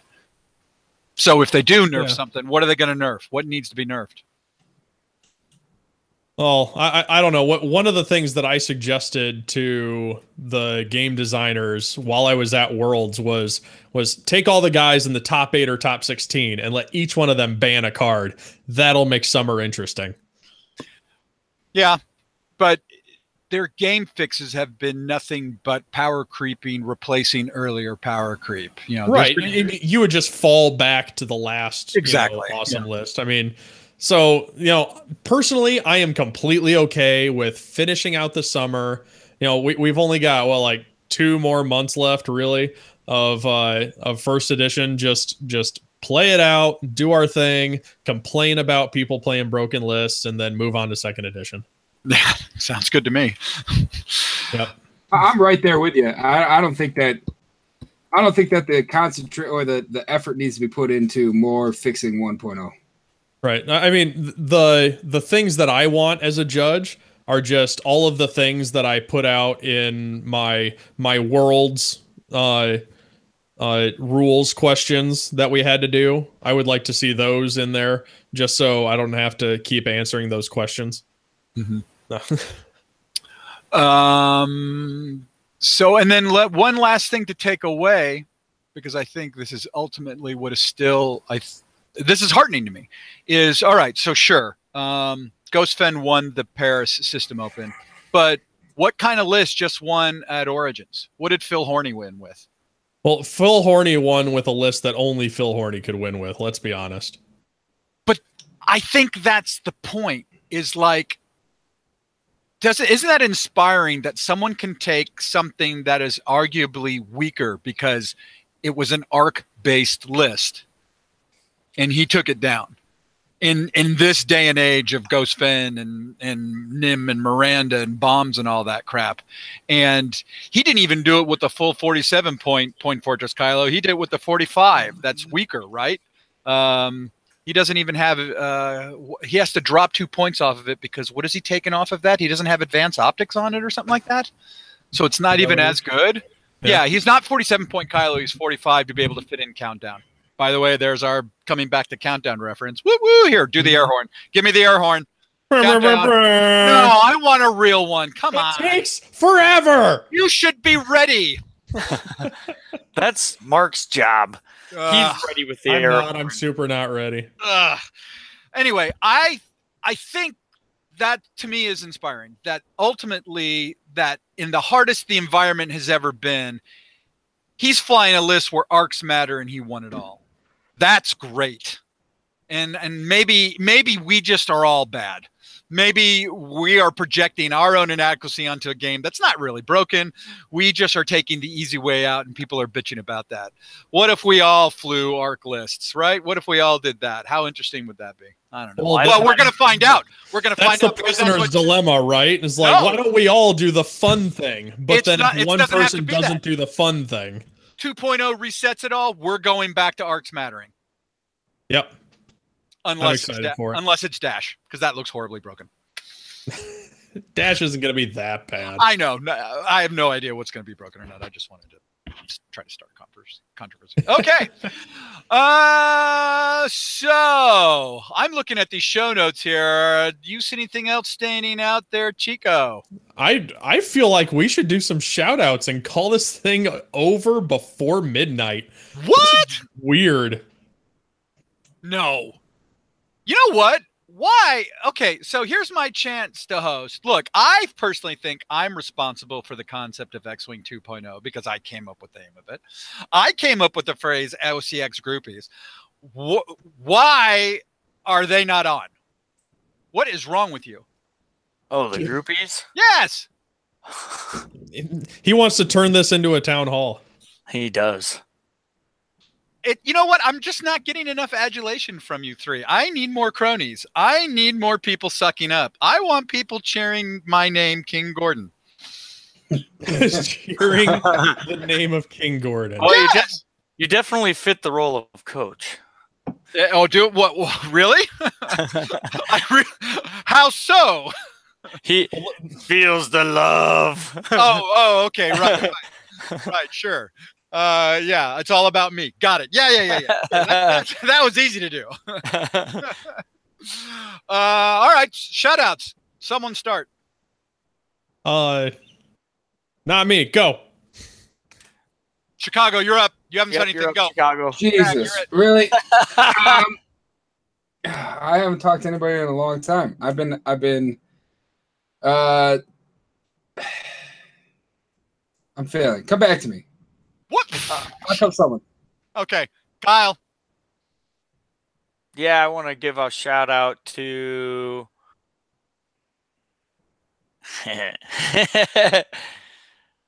Oh man. Well, you for being on. Oh, thank you. Definitely, saving the day as the host and the talkative guy. I'll be honest, I didn't want to do it because I didn't want to ruin the show. You're not ruining the show. Well, I know this now. It's pretty bulletproof. You can't ruin this show. Yeah, it's impossible. But if it comes off well, let's say we do more downloads than the women's episode. That's not going to happen. But let's say we did. Then that's totally on me.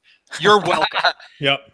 But if this has the least amount of downloads ever because Coach is gone, that's on him, jerk. Mm-hmm. What do you expect? So I'm good either way. Yeah, it's not your fault. It's his. There you go. I'm ready for my shout out. Chris, go. My shout out goes out to Chris Allen for giving me what I hope and pray is my last obnoxious ruling that I've had to make for first edition. Explain. Because he sent me a message saying that new card, multi-spectral camouflage, the one where you can roll an evade die. Like when you get a red target lock token, you can roll an evade die. If it comes up an evade, you can get rid of the target lock. He was saying if that happens during an attack, because of fire control systems, can you use Lone Wolf on it? So you already asked to make a ruling on a game you don't even know yet. No. This isn't a second edition question. This is a first edition question. Oh, because it's Lone Wolf and Marcel's card that multi. Oh, right. I'm sorry, you're right. I was thinking it's 2.0. And I just rolled my eyes and I was like, that's something thrusters, oh my God, right? why? Is that what it is? Something thrusters or something? No, multi-spectral camouflage. Well, what was the other card? Where's Tommy? Tommy. Look, Scott, we got like a 30-second delay before Tommy tells us what the other card was. Okay. Yeah, tell us what this is. So yeah, he was asking that, and like there are so many. Marcel was thrust corrector. Suck it, Chico. Marcel was not thrust correctors. He was multi-spectral camouflage. Oh dang it! I want that to be right. I like how when he said Crisco. Someone's got their YouTube going. Yeah, I heard but that sounded great. Let's see. Multispectral camo wasn't anybody. Marcel made the one that allows you to take a stress change to an evade. Right. So, and then the other one, so the one you're talking about. Whatever. Okay. Yeah, Crisco. Okay, you've had your time, Chicago. Now. Okay, so obviously you got to give a shout out to the patrons and everybody who's listening and say thank you for listening. That's awesome. But I want to give a shout out to Aaron Bonner, and the Sparta crew who opened, what was it, last weekend? Opened their new Sparta Bar and Grill gaming store / restaurant in Lincoln, Nebraska. If anybody, evidently the opening was so good that like things broke because they were just overwhelmed. Yeah. It's a good problem to have. It's a good problem. They got a great location. I have yet to be there personally. I plan on making it down there soon. But if you haven't met Aaron Bonner, great guy. If you haven't met the Sparta crew, anybody from Sparta, awesome place, awesome where we game place. And I'm gonna throw my shout out their way. There you go. Cool. Well done. Okay, we let Jerry in. Where's Jerry? No. Jerry can't talk until after Yub because he'll screw up the whole recording. Oh, he'll screw it. Gotcha. We have to wait. Okay. Then I will say this on behalf of Jerry. Go Canada. Okay. There. That was Jerry's shout out. Gosh, that leaves me, right? Yep. Finish us off, Gordon. My first shout out is to Nabisco. I mean, the last Oreo. Thank you, Nabisco. Make me sick thinking about eating another cookie. Oh, so many cookies. This is the worst idea ever. And okay, God, I got to finish last of my milk here. Thank you, cow. Yeah. Okay, and shout out to my lovely wife who let me ruin her evening by screaming at a computer next to hers while she tried to play her game. Thank you, sweetie. Thanks, honey. Yes. Aww. Shout out to you guys for letting me hop on with you guys, allowing me to host. Obviously, I record more and talk more through you than Stay on Target, but shout out to everyone who does listen to Stay on Target as well. I know we haven't recorded. I know you guys want us to. And I swear the second I've got something worthy of a show, we will get together. I'm thinking after we have maybe a couple store championships, we'll record another episode and discuss what we are seeing emerge in the last remaining days of the 1.0 meta. That'll probably be a show. I've had to resort to listening to the Birmingham Barons, so you need to hurry up. Birmingham bidders are way better than us. And again, you are bored at work. Do not put that kind of pressure on us. That's all opinion based. Oh, well, thank you. I'll send you. What's your address? I will send you the money, Kyle. Okay, so all right, how do we derail this train? What are the we just go to the yub nubs. Yeah, the furry little bastards come in and someone says "Ooh la loo," and okay, yub nub. Perfect. Kyle, take us out. Go. Yub nub. Yub nub. Yub nub. Doop doop doop doop. Shadoop.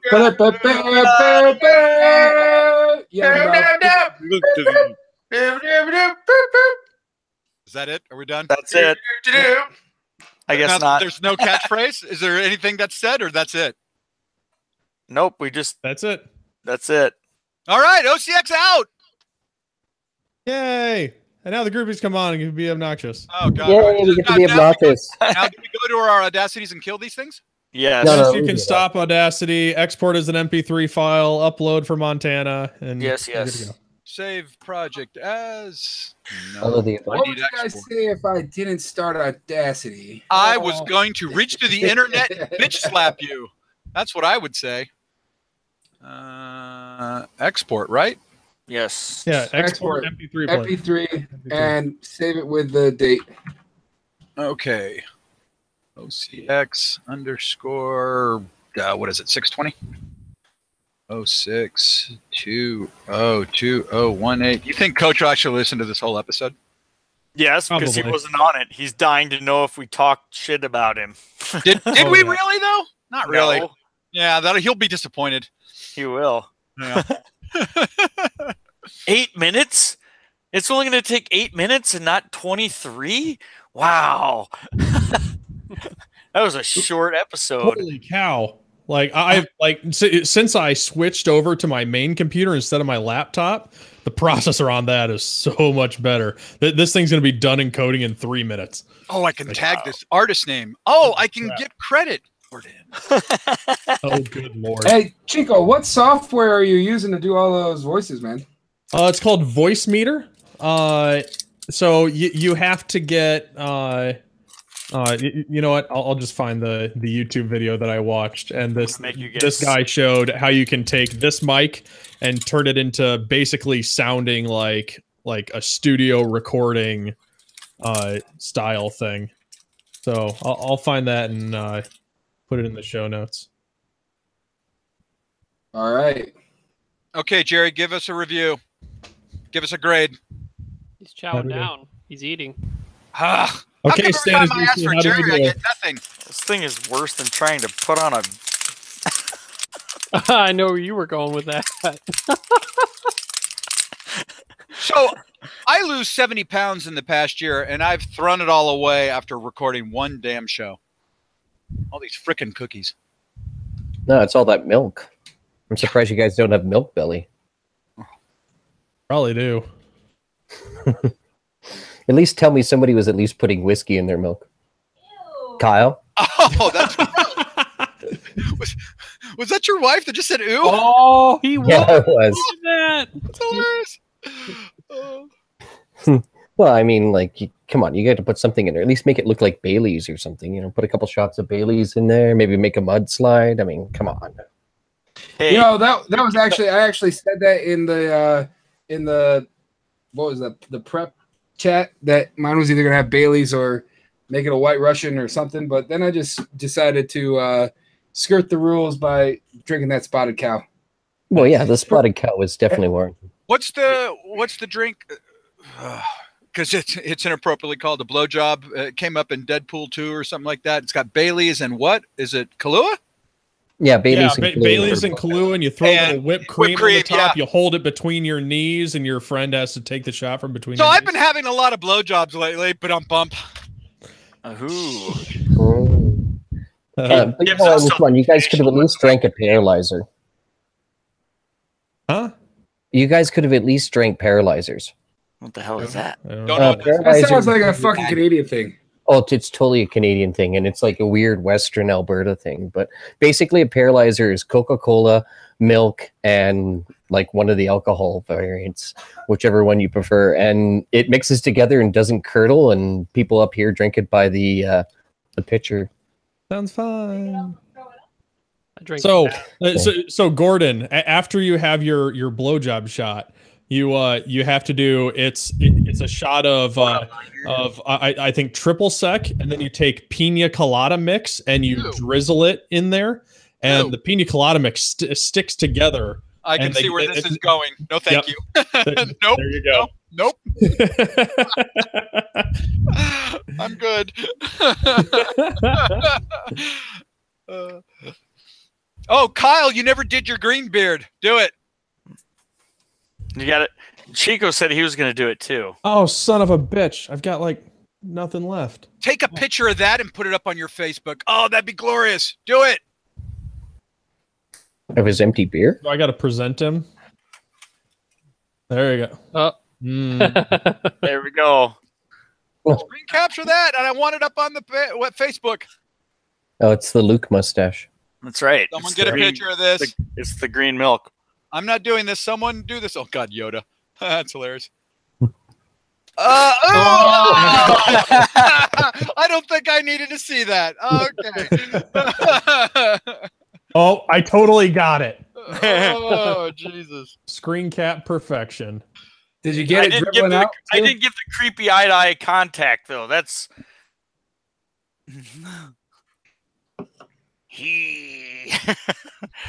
Good Lord. Brett, I finally saw one of those bad Voodoo Rangers or whatever the new Belgians. You had that a few times ago. Oh, yeah? In store. Yeah, I saw that. I was like, oh, that's the crappy one I should avoid. Tartanic or something? Or Tarctic? Yeah.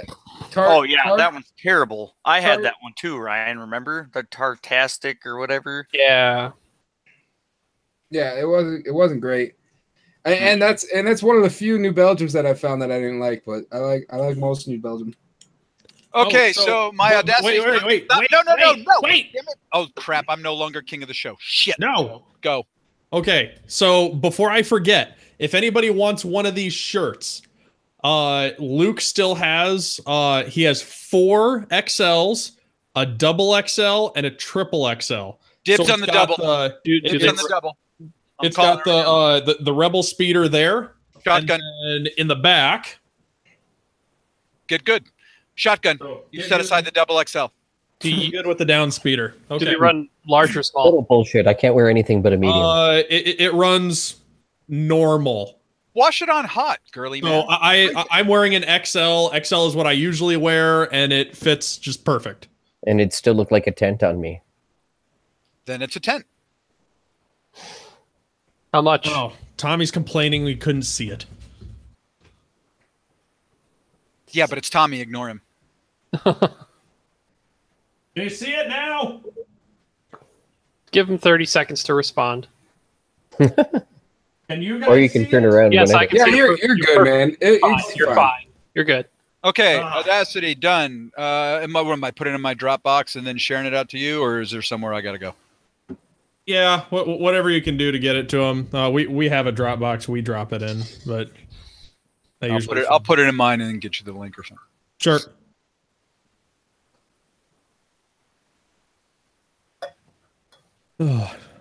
So what were you going to talk about, Gordon, before I so rudely interrupted you? I just asked. What? Dropbox. Oh, that's it? That was it. Boring. Look, I'm used to talking over people, and this was, and I resisted horribly while hosting, and so I'm trying to get that all out right now, make up for the lack of talking over. All we see is Kyle. So, Gordon, you made the case for people to sign up for Gen Con's 2.0 event, right? I don't know if I was making the case for it, but I was dag-nabbit, I was still pros and cons. commenting on Kyle. Fuck. Why? Hurt again. They were suffering from lag. You No, Chico, you were good. Taking it off. Chico, we could still see you. We saw you before. Like in the big screen? Yeah, in the big screen. Yeah, but going to YouTube, it was presented on Kyle. Because well, then YouTube better. I had him clicked. YouTube can see it now. You're fine. There. If Tommy doesn't see it, tell him to watch it all over again. Or pop on the groupies and you can take a photo. Yeah. You ask and your glorious overlord gives. See, why didn't you do that during the show? Everyone shut up. Someone's trying to ask me a question. Go. Oh, so my only gripes with like doing that event is we don't know what the prizes are. We don't know if those core sets come with the pre-order damage deck, and a lot of the local stores, at least in my area, are providing some type of deal if you bundle it up. So right now you're paying more with unknown prizes, 3-round Swiss with a moderately limited build or what you want to play as right now. Totally fair. That was actually in my head. I didn't vocalize that, but that's exactly why I was ruminating over it. It's those kind of topics. Okay. And then I was hoping those are the kind of things that Chris and Kyle would bring up. They didn't. Totally left me hanging and looking like a bad host. Forgot That's because all I'm saying. I pre-ordered from Miniature Market. I completely accept the fact that I'm probably not going to get that damage deck. Oh, no. Okay. So about that damage deck, is it tied to specifically one product or the other? Does it have to be the core set? Could it be a conversion kit? No, it's core set. It's core set. See, that sucks. Here's another question. When you pre-order it, is it replacing the damage deck, or do you now have 2 damage decks? You now have 2. Okay. They're not going to make specially sealed core sets. It's just going to be a promo on the side. You know, here, how many of you guys have been guilty of this, chasing the acrylic and the swag and, you know, wanting all that kind of stuff and maybe inflating the importance of it? I know a lot, like Tommy, you're still listening. Tommy's insanely mercenary, right? He'll go to Worlds or he'll win his regionals dice and then he'll be like, I just sold it on eBay for $300, tee-hee. And yet I greedily hang on to all the stuff that I win, or I'll go buy some stuff off eBay that I don't have yet. And I found, as you're looking at a mountain of this shit, now that 1.0 is done, and not, you know, a lot of it doesn't translate over, right? Some of it you can bring over, but a lot of it you can't. Suddenly, then all that stuff you coveted in value just went right out the window. And so I don't want to fall victim to chasing all that kind of crap again in 2.0. And yet here we are looking at damage decks and contemplating getting into the 2.0 tournament. Like what Jerry was saying, is like, well, do we know what the prizes are? You know, it's like, do we really want to go down that rabbit hole again? Okay, so it all depends upon what you see as the value of those things. Because for me, it was just having those fun things from events that I can take and, you know, just have throughout. I mean, it wasn't an investment for me. Now I did go and sell some of the stuff that I got more than one of. But, you know, I kept one of everything. And what I plan on doing, and I'll go ahead and we're going to go ahead and share my screen again. And this is what I plan on doing. I want to do probably 2 of these. One with all official stuff, and then one that's all created by, like stuff created by the community. And this is, you know, this is just a whole bunch of alt arts thrown into like a poster board with the border on it, and I'm hanging on that wall behind me.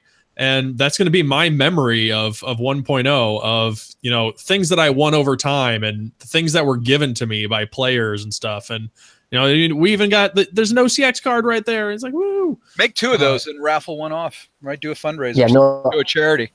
I totally agree with you. I totally agree with you there, Chico. Like everything that I've earned through X-Wing play and stuff like that, like all my acrylic and cards and everything else. I mean, I earned, right? Like I mean, I bought some Paul LaRue's, but that's only because the guy lives in Edmonton and it's only a 2.5 hour drive away, right? So you got to support your local community. But outside of that, I mean, it's like, yeah, man, the idea of having the two separates of all the alt art stuff that you have that you bought for or that people have given you and having the stuff that you've won is like totally up my alley.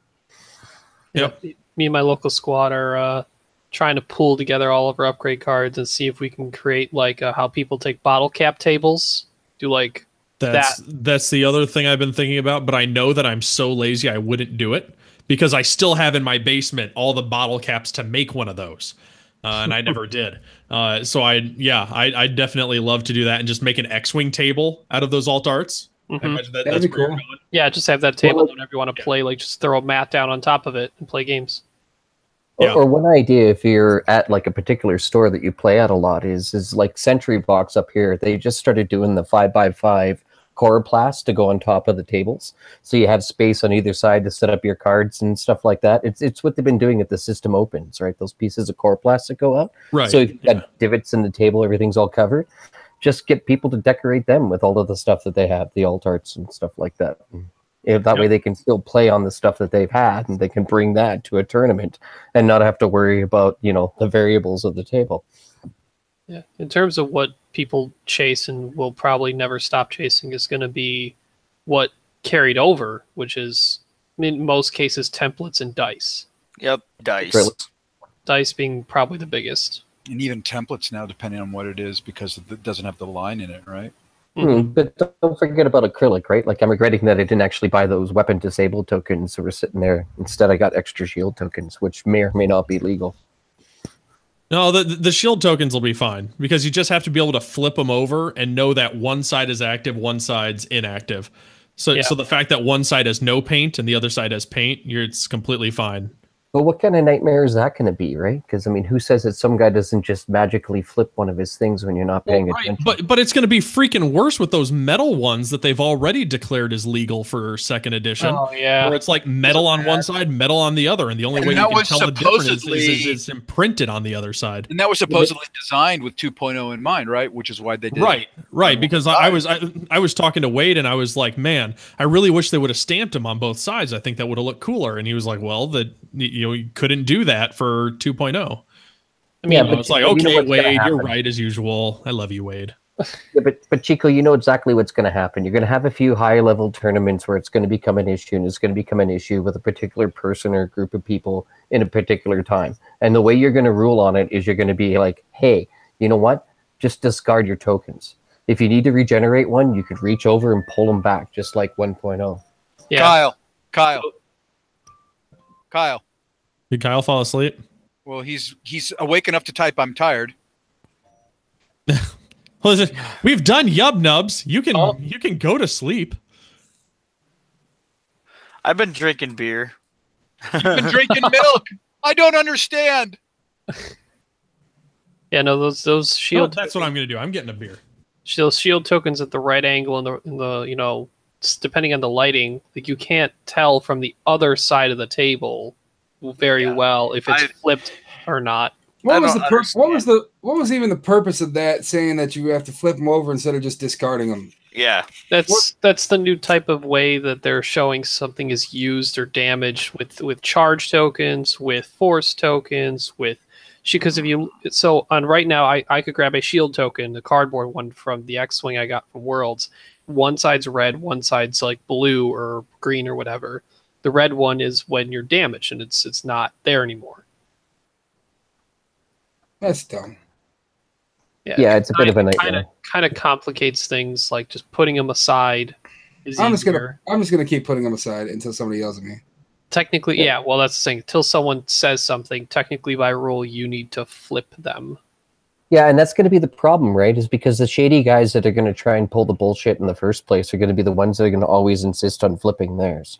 So I mean, people have still done that with like moving them off. They'll move the wrong ones, or they'll go and quickly put one back on.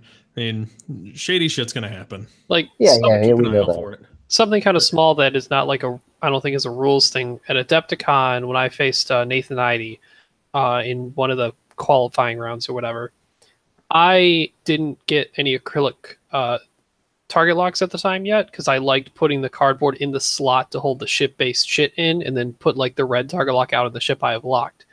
He's always used to seeing the target lock that the ship has the blue token on a ship next to it. And he asked me earlier in the game, like, oh, could you set that to the side? That's what I'm used to. I'm like, I will make the attempt to do that. And there was a point later in the game where I had it on the base of one of my other chits, like that I didn't take off, and he didn't recognize it because it wasn't what he was used to. So, I mean, I told him I try to, but it's what I'm used to versus what he's used to. Right. So, Yeah, and that's going to be a general learning curve, right? By having the numbers and having the numbers with your target lock that goes out towards the corresponding ship, it just makes sense. yeah, that's another new thing too. Is like that people are going to be playing that way now. Set is the number on the ship corresponds to number on the target lock that's only given out to the side of the ship that's being locked. Yeah, that's something that people are going to have to get used to. Yeah, and I've already modified all of my ships so they have Chicago screws and magnets on top. So I just got to use a banana clip to clip on the number and everything's good to go. Brett, there's my Dropbox link. Can you grab that and listen to it real quick, please? Or just test it super quick? Gordon, Brett is not our audio person. It's Montana. Yeah, but You've been promoted, Brett. Okay. If Brett wants to, I'm just saying. Like, Brett, you got this. I'm sorry, This is what Montana. Do you happens when see you drink Montana milk. here? I don't see a Montana here. I see a Chicago here. He's got a fancy city. What's the word are we looking for here? Geography. name? No, geographical name. So obviously he's the audio engineer. It's quite clear, Chris. Keep up. there is a Chico, California. So clearly, This is true. that's where I got it from. This is true. I used This to is live where in things fall apart when you drink milk. See, if you guys would have been drinking beer, we wouldn't be worrying about this. Hey, I got a beer. Yeah, the Finally. show's just getting started. No one's going to sleep for another 3 hours. Cool. Except Uh, Kyle. Press record now. Let's keep Yeah, Kyle awake. that's- Kyle, how much more of an advantage do you think that you have going into 2.0 now that you've played so much Bullseye Arc with Tarani? You gonna? Hell, a lot. This gets me super excited knowing the fact that, it's like, oh, we're going to have to figure out bullseye firing arcs. It's not as easy as you think it is. Check that one off your list. Already done. so Yeah, I and listened to your to go back- Gordon.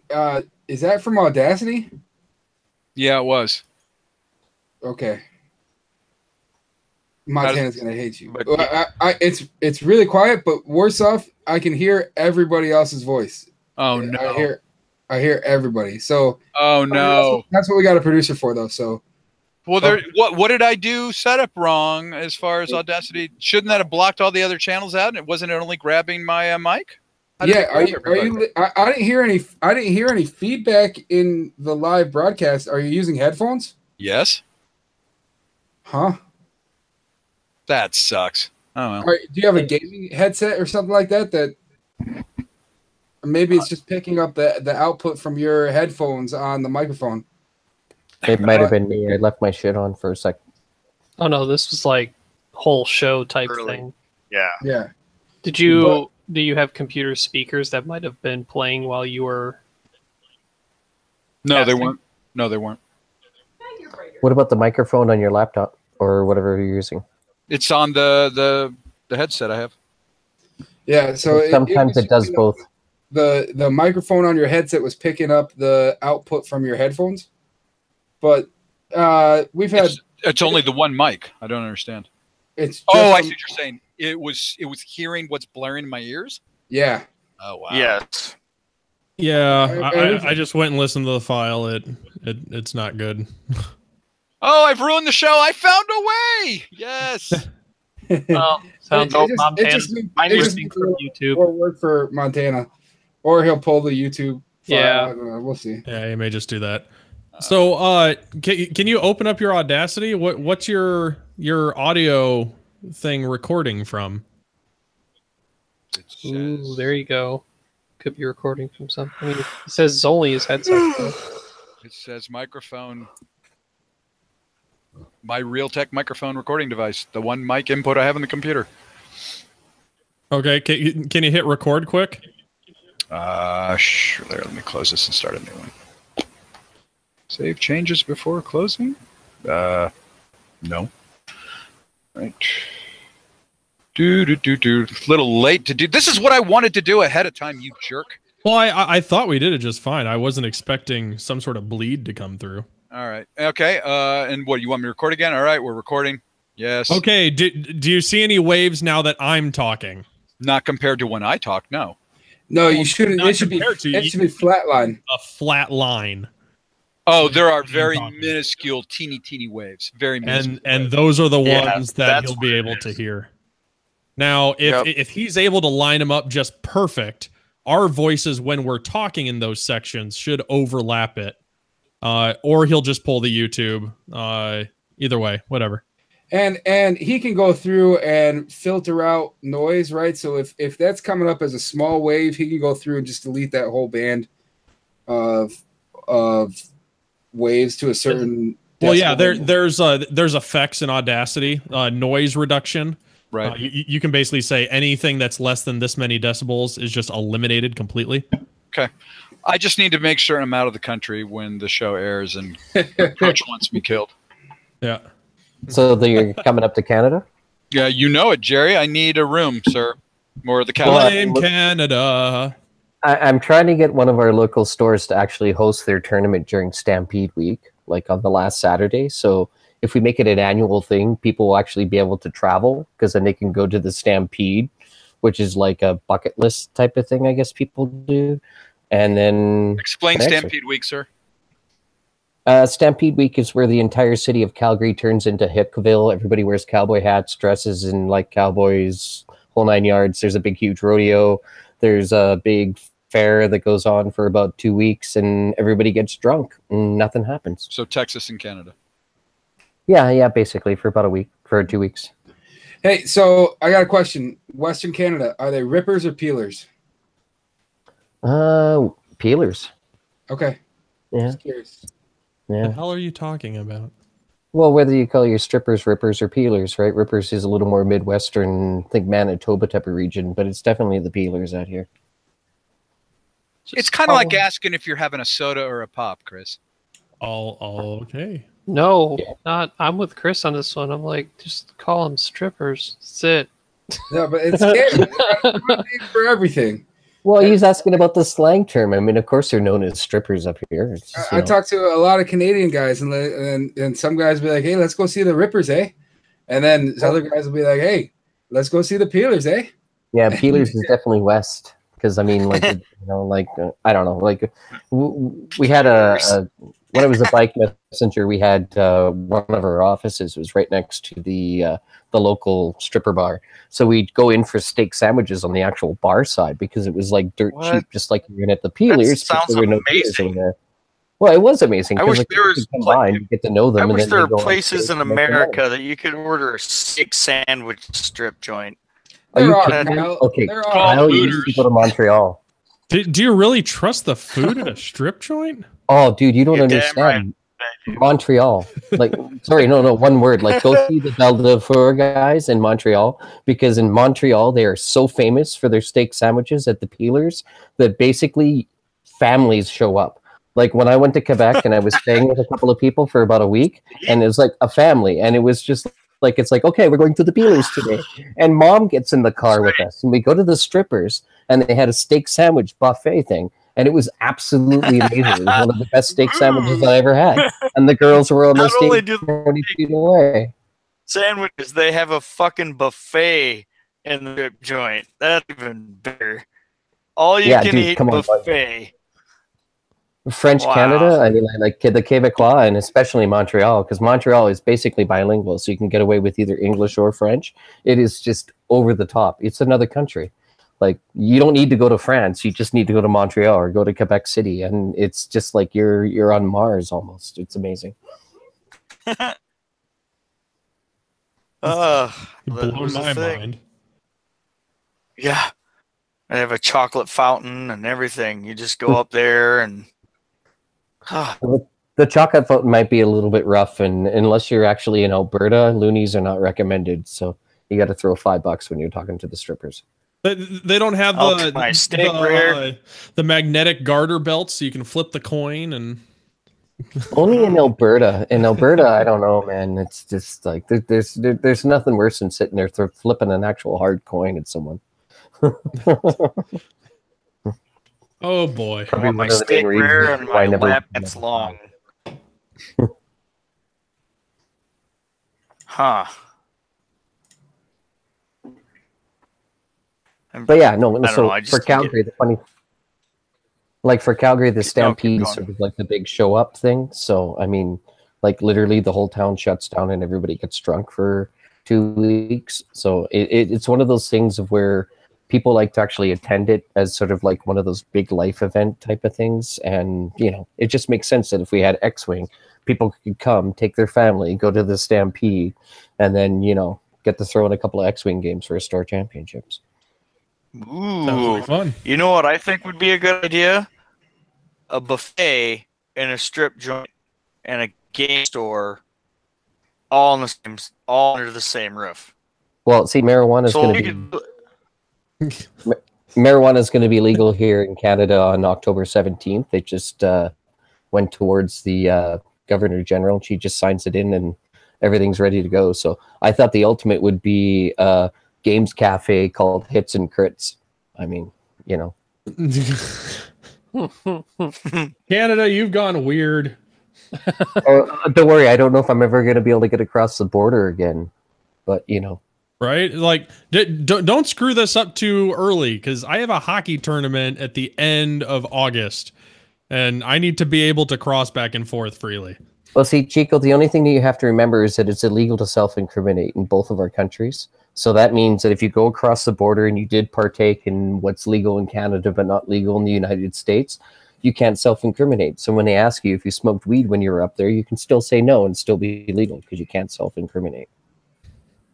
Is it still the 5th up there? Do I plead the 5th, or do I plead some wacky number you guys made up? No. You don't have to worry about any of that. You're just automatically covered when you cross the border. We've got this thing called the Charter of Rights and Freedoms, and it covers anybody that actually comes into Canada, and it's just a blanket. These are your rights. Welcome to Canada. These are your rights. Doesn't matter if you're a tourist or a citizen. These are your rights. So you won't just arbitrarily like separate me from my parents? Oh, God. Okay, we're invoking the Queen Gordon rule. No politics. Shut up. The only thing I have to say, though, is I have to admit I'm actually very proud of you guys, because between all of your social disobedience, your protesting, your writing your congressman and everything else, you managed to put enough pressure onto the president of the United States to make him actually go back and say, you know what, this is a bad idea. And for that, I applaud you guys. That's the one great freedom we have, the freedom to bitch endlessly. Well, democracy is still alive in America, and you just showed us. I won't get into it because Gordon said the rule. Yeah, I'm serious. You and I can chat later. I'm always available on there. And you know I'm a political junkie, so. Yeah. I'd love to be able to say whether I agree with you or not, but I'm not going to. New topic. All right. By the way, I totally agree with you. New topic. Okay, I got it in. Invoking the rule. No one else can bring it up. Okay. Okay. So how soon until we have a Death Star with our new Space Marines? Yeah. Now we can make fun of the Space Force all we want. That's right? totally on the Space Force at least has space hands. Because we need to bring up aliens memes. Oh my God.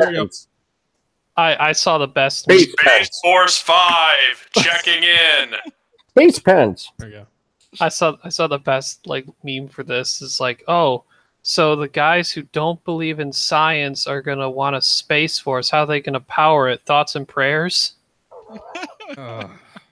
Yeah, pretty much. Flat. The only good thing that could come from this is maybe you guys will actually start embracing thorium reactors. Okay, now Sure. you're way too nerdy on us. Sure. It's the ultimate version of nuclear power. It was like developed in the 50s by the U.S. Air Force. It bakes off of molten salt, and if you're not there to actually press the button, it actually just shuts down and encases itself in a solid block of salt. So Could have real twin ion engines, TIE fighters. Yeah, there you go. exactly. I'm pretty sure ion engines are actual things. They just go super dang slow. Right Yeah, now, because it's in space, and the only thing that matters in space is continuous acceleration. Yeah. You'll get the speed eventually. I mean, it's just a matter of time. You're just not doing cool flippy tricks. Yeah. that's where one of the theories of using nuclear weapons as a propellant comes in, though, right? Because if you use ion power to keep your momentum going in an increasing rate, and you launch out a nuclear weapon and ride the shockwave, you can reach incredible speeds quite quickly. The problem is the radiation. Well, exactly, right? You're polluting everything that's behind you. But, I mean, space is infinite. It's not like you're taking the exact same course to get to wherever the hell you want to get to. Don't belong in this conversation. You asked about space. Started it. So, I mean, I wanted to make alien meme references, and instead we're talking about radiation. It's called tangents. Well, of course. I mean, like, being a science fiction guy and loving Star Wars and shit like that means I love science, and I follow the crap that they're actually working on. That piques my interest. Okay, so Gordon, to go back to bring you to the center of this, because I know you love that. Now I'm paying attention. Yes. There you go. So we were talking about Star Wars books last week briefly, and I shit all over that. Yep. Yeah. How do you feel about the William Shakespeare adaptations of the original trilogy? The William Shakespeare. I don't know anything about this. I think I'm missing out on something. Oh my god! So like get the haste forth sooth, and then you like cut someone in half with a lightsaber. You know? Yeah. Where the heck is AJ? That sounds great. She left. So here I'll go ahead and share. I have the first two of this. So this is William Shakespeare's Star Wars. Let's see if I can find like an excerpt. I think there's like a collection you can buy just all three straight up. And probably. So here we go. Enter Han Solo. Thou mayest all thy troubles now forget. The Imperial knaves have been outrun at last. like R2D2 has his own like monologues in this one, and he is fucking hilarious. So yeah. Oh, that's hilarious. That is awesome. That is perfectly acceptable. Yeah. It's like, thy path is clear, young Luke.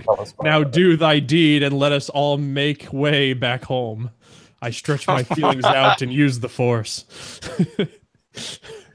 I love the graphics. Yeah, they're amazing. Is that a facepalm Vader there? Or is that what is that? And like all like these books are like super cheap. Now that I must have clicked on a weird one, like so it's like $10 for one of the stories, and they've got all the different ones. Jabba looks hilarious. Where is he? There he is. So see Jabba there. Yeah. We do that. This text. But the question is, do they have it in an audiobook? Because that Yes, might they be do. awesome. Oh man. So Do they act it out? Have you checked it out? I have the first like one or two. Grab your local Shakespeare in the Park troupe and just have them read the dialogue. Yeah, but of the Yes. audiobook. That would be awesome. That's what I mean. Yeah. Yeah. That's tempting. Yes, it is. Mental note for Christmas gift. Yeah, if you can read this without just laughing hysterically, I mean. So cease thy prating over my arrival. You guys want the ultimate confession? Here it comes. I'm basically responsible for the holiday special. Explain Please that. explain. Okay, so there was this one thing that said on like 97, right, with dial-up, the old bebop type of crap like that. So I left my computer on like forever and a day, and I found this one guy in like Norway that had, you know, Christmas special Star Wars. So I hit download, and it took like a year and a half for it to actually download. And when it downloaded, it was the Star Wars Christmas special in the entirety that we know it as. So after that, I changed it, and I went Star Wars Christmas special, Star Wars holiday special, and like almost melted down my computer for like the next 2 weeks. My internet bill was like massive because you had to pay for how much actually stuff you went to. And that's basically why we have it. I'm not following. You're acting as if someone had created it in Norway and you downloaded it and then you unleashed it on the world. No, somebody had like recorded it on VHS, right? And then they just basically put it onto their download. And the guy would like hop on the internet like every 3 months, so it would download like another 10%, and then like in other words, it should have remained hidden in Nevermore, but because someone got it, recorded it, and put it digitized it. Yeah, then you were the virus vector. Well, I put it on the Pirate Bay, and like within a matter of like 2 weeks, it was on everywhere. Like 3,000 computers, and all of a sudden, Lucas had to admit that it actually existed. So and now Disney's going to hunt down this evidence of you pirating it. It's all over now. We're going to have to be in court, like witness to your unravelings. Yeah, that's true. But I mean, like the whole reason why I was like trying to find this stupid thing the entire time was when I was a kid, I remember seeing that on TV with the commercials and everything else like that. And when the stormtroopers ripped apart that bantha, dude, I was like traumatized for like weeks. I wouldn't sleep. I wouldn't do anything else. It was those stupid stormtroopers ripping apart that stupid bantha that made me always remember that there was this other Star Wars thing out there that nobody knew of. It was so bad. So bad. Awful. 2.5 hours of Wookiee talk with no translations. Jesus Christ, Lucas, what were you thinking? Right, and Grandpa sitting in his chair watching that awkward... Beep, beep, meep, squeak, beep, beep, beep. All right, so there's... Thanks to YouTube, we get to see all of it, but people have been doing this for decades. But name just one favorite fan-made Star Wars thing. Darth Bane. Oh. Is that fan made though? Like, is there an actual film thing someone did? Darth Bane, yeah. Pop up on YouTube. Like it was a guy out of everything. There was one that was like comic book style cartoon kind of thing. Yeah, the anime one. Yeah, with all of the Imperial starships that went and beat the shit from the Imperial side. What it's like to see the pilots because it kept cutting in and out of their faces behind them. That was really cool. And every 6 months there's like another 30. What am I missing? Oh, there's a new one. That. Well, it was a short clip, and it looks like it's the same sort of thing, anime style, where it's Vader shooting one of the X-wings in the trench run. But it was very small amount, and I didn't know if that was like a preview of something to come, or was that a clip from something larger? I don't know. Well, the guy that does the anime thing keeps doing updates, right? So it adds like an extra 10 seconds here, 10 seconds there. And it goes over like throughout the year. It's constantly growing, right? If you notice, it actually gets longer and longer and longer, right? Yeah. I thought that's because there was just different cuts of it, not that he keeps adding to it. Well, and he's adding to it because it takes forever and a day to make it, right? Sure. Right. Now, one of my favorite ones was the Troopers, where and that's it was what I was, like an episode of Cops. And that's the one I was going to name. Or I'm going to shoot you. Yeah, I love that. You guys definitely need to check out the Darth Bane one, though, right? Because that one actually won a couple of like local provincial awards on doing stuff. But they basically took the Darth Bane books and threw it into a concept trailer. They were trying to see if they could get the money to actually do the full production based off of the book. And yeah, it was like over the top. Like the guy that they had playing Bane knocks it out of the park. And that one's just on YouTube, so you can find it easy. There was one with Maul where he took on a bunch of young Jedi. Yeah. That one wasn't bad. Yeah. Good. There's a lot of those am I wrong? Am I wrong? But I mean, like, how many of you guys are like big Clone Wars fans? Didn't Maul actually mention the Crimson Sun right before everything went to hell in a handbasket and Palpatine showed up? I don't remember. Like he didn't mention it by the name that they're in the Solo movie, but they're but he had the syndicate. Yeah, he was building up his own criminal empire. So like it was known that he was doing that. And then I think the last we really see of him is when he's trying to like take over Mandalore. Like and that's right before Order 66, where like he's basically battling with Ahsoka, and Ahsoka just has to bail because, you know, all of a sudden stormtroopers start turning on her. Yeah, no, I understand that aspect of it, but I mean, it's just one of those things that I remember. For some reason, I remember Crimson Sun somewhere in the Clone Wars, but my wife and I will do a deep dive because she says it's obviously there and we're not seeing it. But you know, I'll report back with what I find. Right. Who's making that ridiculous noise? It's Gordon. No, he's out of cookies. He's probably on M&Ms. No. Skittles? Maybe. No, it wasn't me.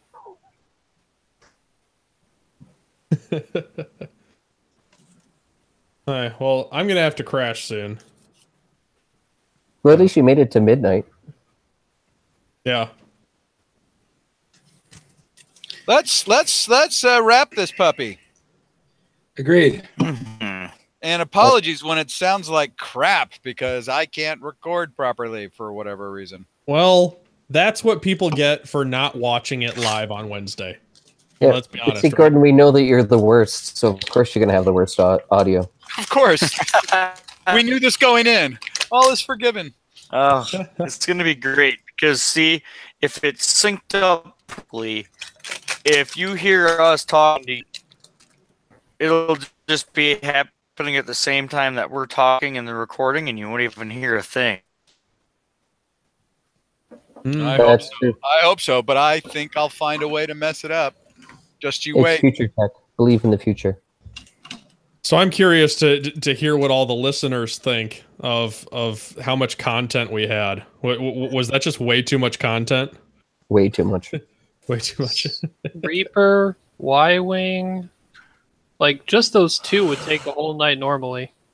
Yeah, store champ prep, Gen Con, generic second edition stuff. Yeah, but the store champ sucked because I still don't know what the fuck I'm going to run this season.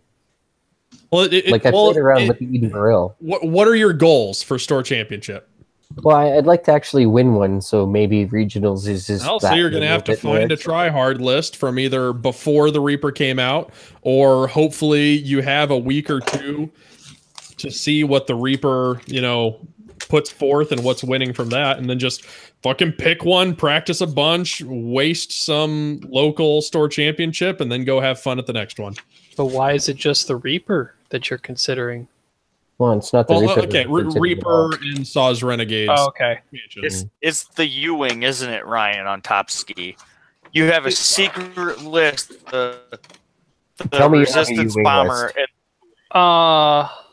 I have two lists. Both are 4-ship Rebel. One of them does include a U-Wing. Okay, you're going to share out, with everybody. Groupies, right? Do you include the U-Wing just because it's been made cheaper, or because there's a cool upgrade that you like? There's a combination of all three. It's become cheaper. There's a new pilot with a really nice ability for 4-ship Rebel and thrust corrector. Which we all agree is Marcel's card. Yes, Marcel's card. Yes, that's Marcel's card. Okay, I know the one. Yeah, you're going to share it with us groupies, right? I mean, and do you need a play partner? I'm trying to figure out Vassal. I think I got it on the computer now. So. I mean, I can just tell you now it's nothing crazy because I don't think it's going to really break anything, and I don't know if it's overkill. So both of my squads go around Ezra, Lorik, and Tarn. And Tarn is M9G8, neutering shots, with all the things to make him cheaper. Lorik, Ezra, moderately standard, and the U-Wing is Magva Yara, saying friendly ships in range 1 to 2 that are defending, the attacker cannot reroll more than 1 dice. Yeah. Mm-hmm. So Tarn's neutering it, and they can reroll more beyond that. I just don't know if, and she's also pilot skill 5, which is a nice synergy with the other two, Lorik and Ezra. And then she becomes like super cheap, like that ability, thrust corrector, courier droid, title, and like chopper crew, like super cheap. My only issue is that in trying the U-Wing before, God, if anything gets behind that squad in general, like it's hard to. If you already have to consider Lorik trying to turn around, but now the U-Wing, like that pre-choreographed zero stop turnaround in first edition is so bad by comparison to what it's going to be in second edition. Yeah, I totally agree Lorik, with you. I went 3 and 2 in a local tournament with the U-Wing and 2 Wookiees. Yeah. So And the I other was shocked. the other variation has a couple more points invested in Ezra and or Lorik. It allows me to take a Cavern Zealot pilot, just the cheapest ship that can take selflessness, so I have selflessness and draw their fire.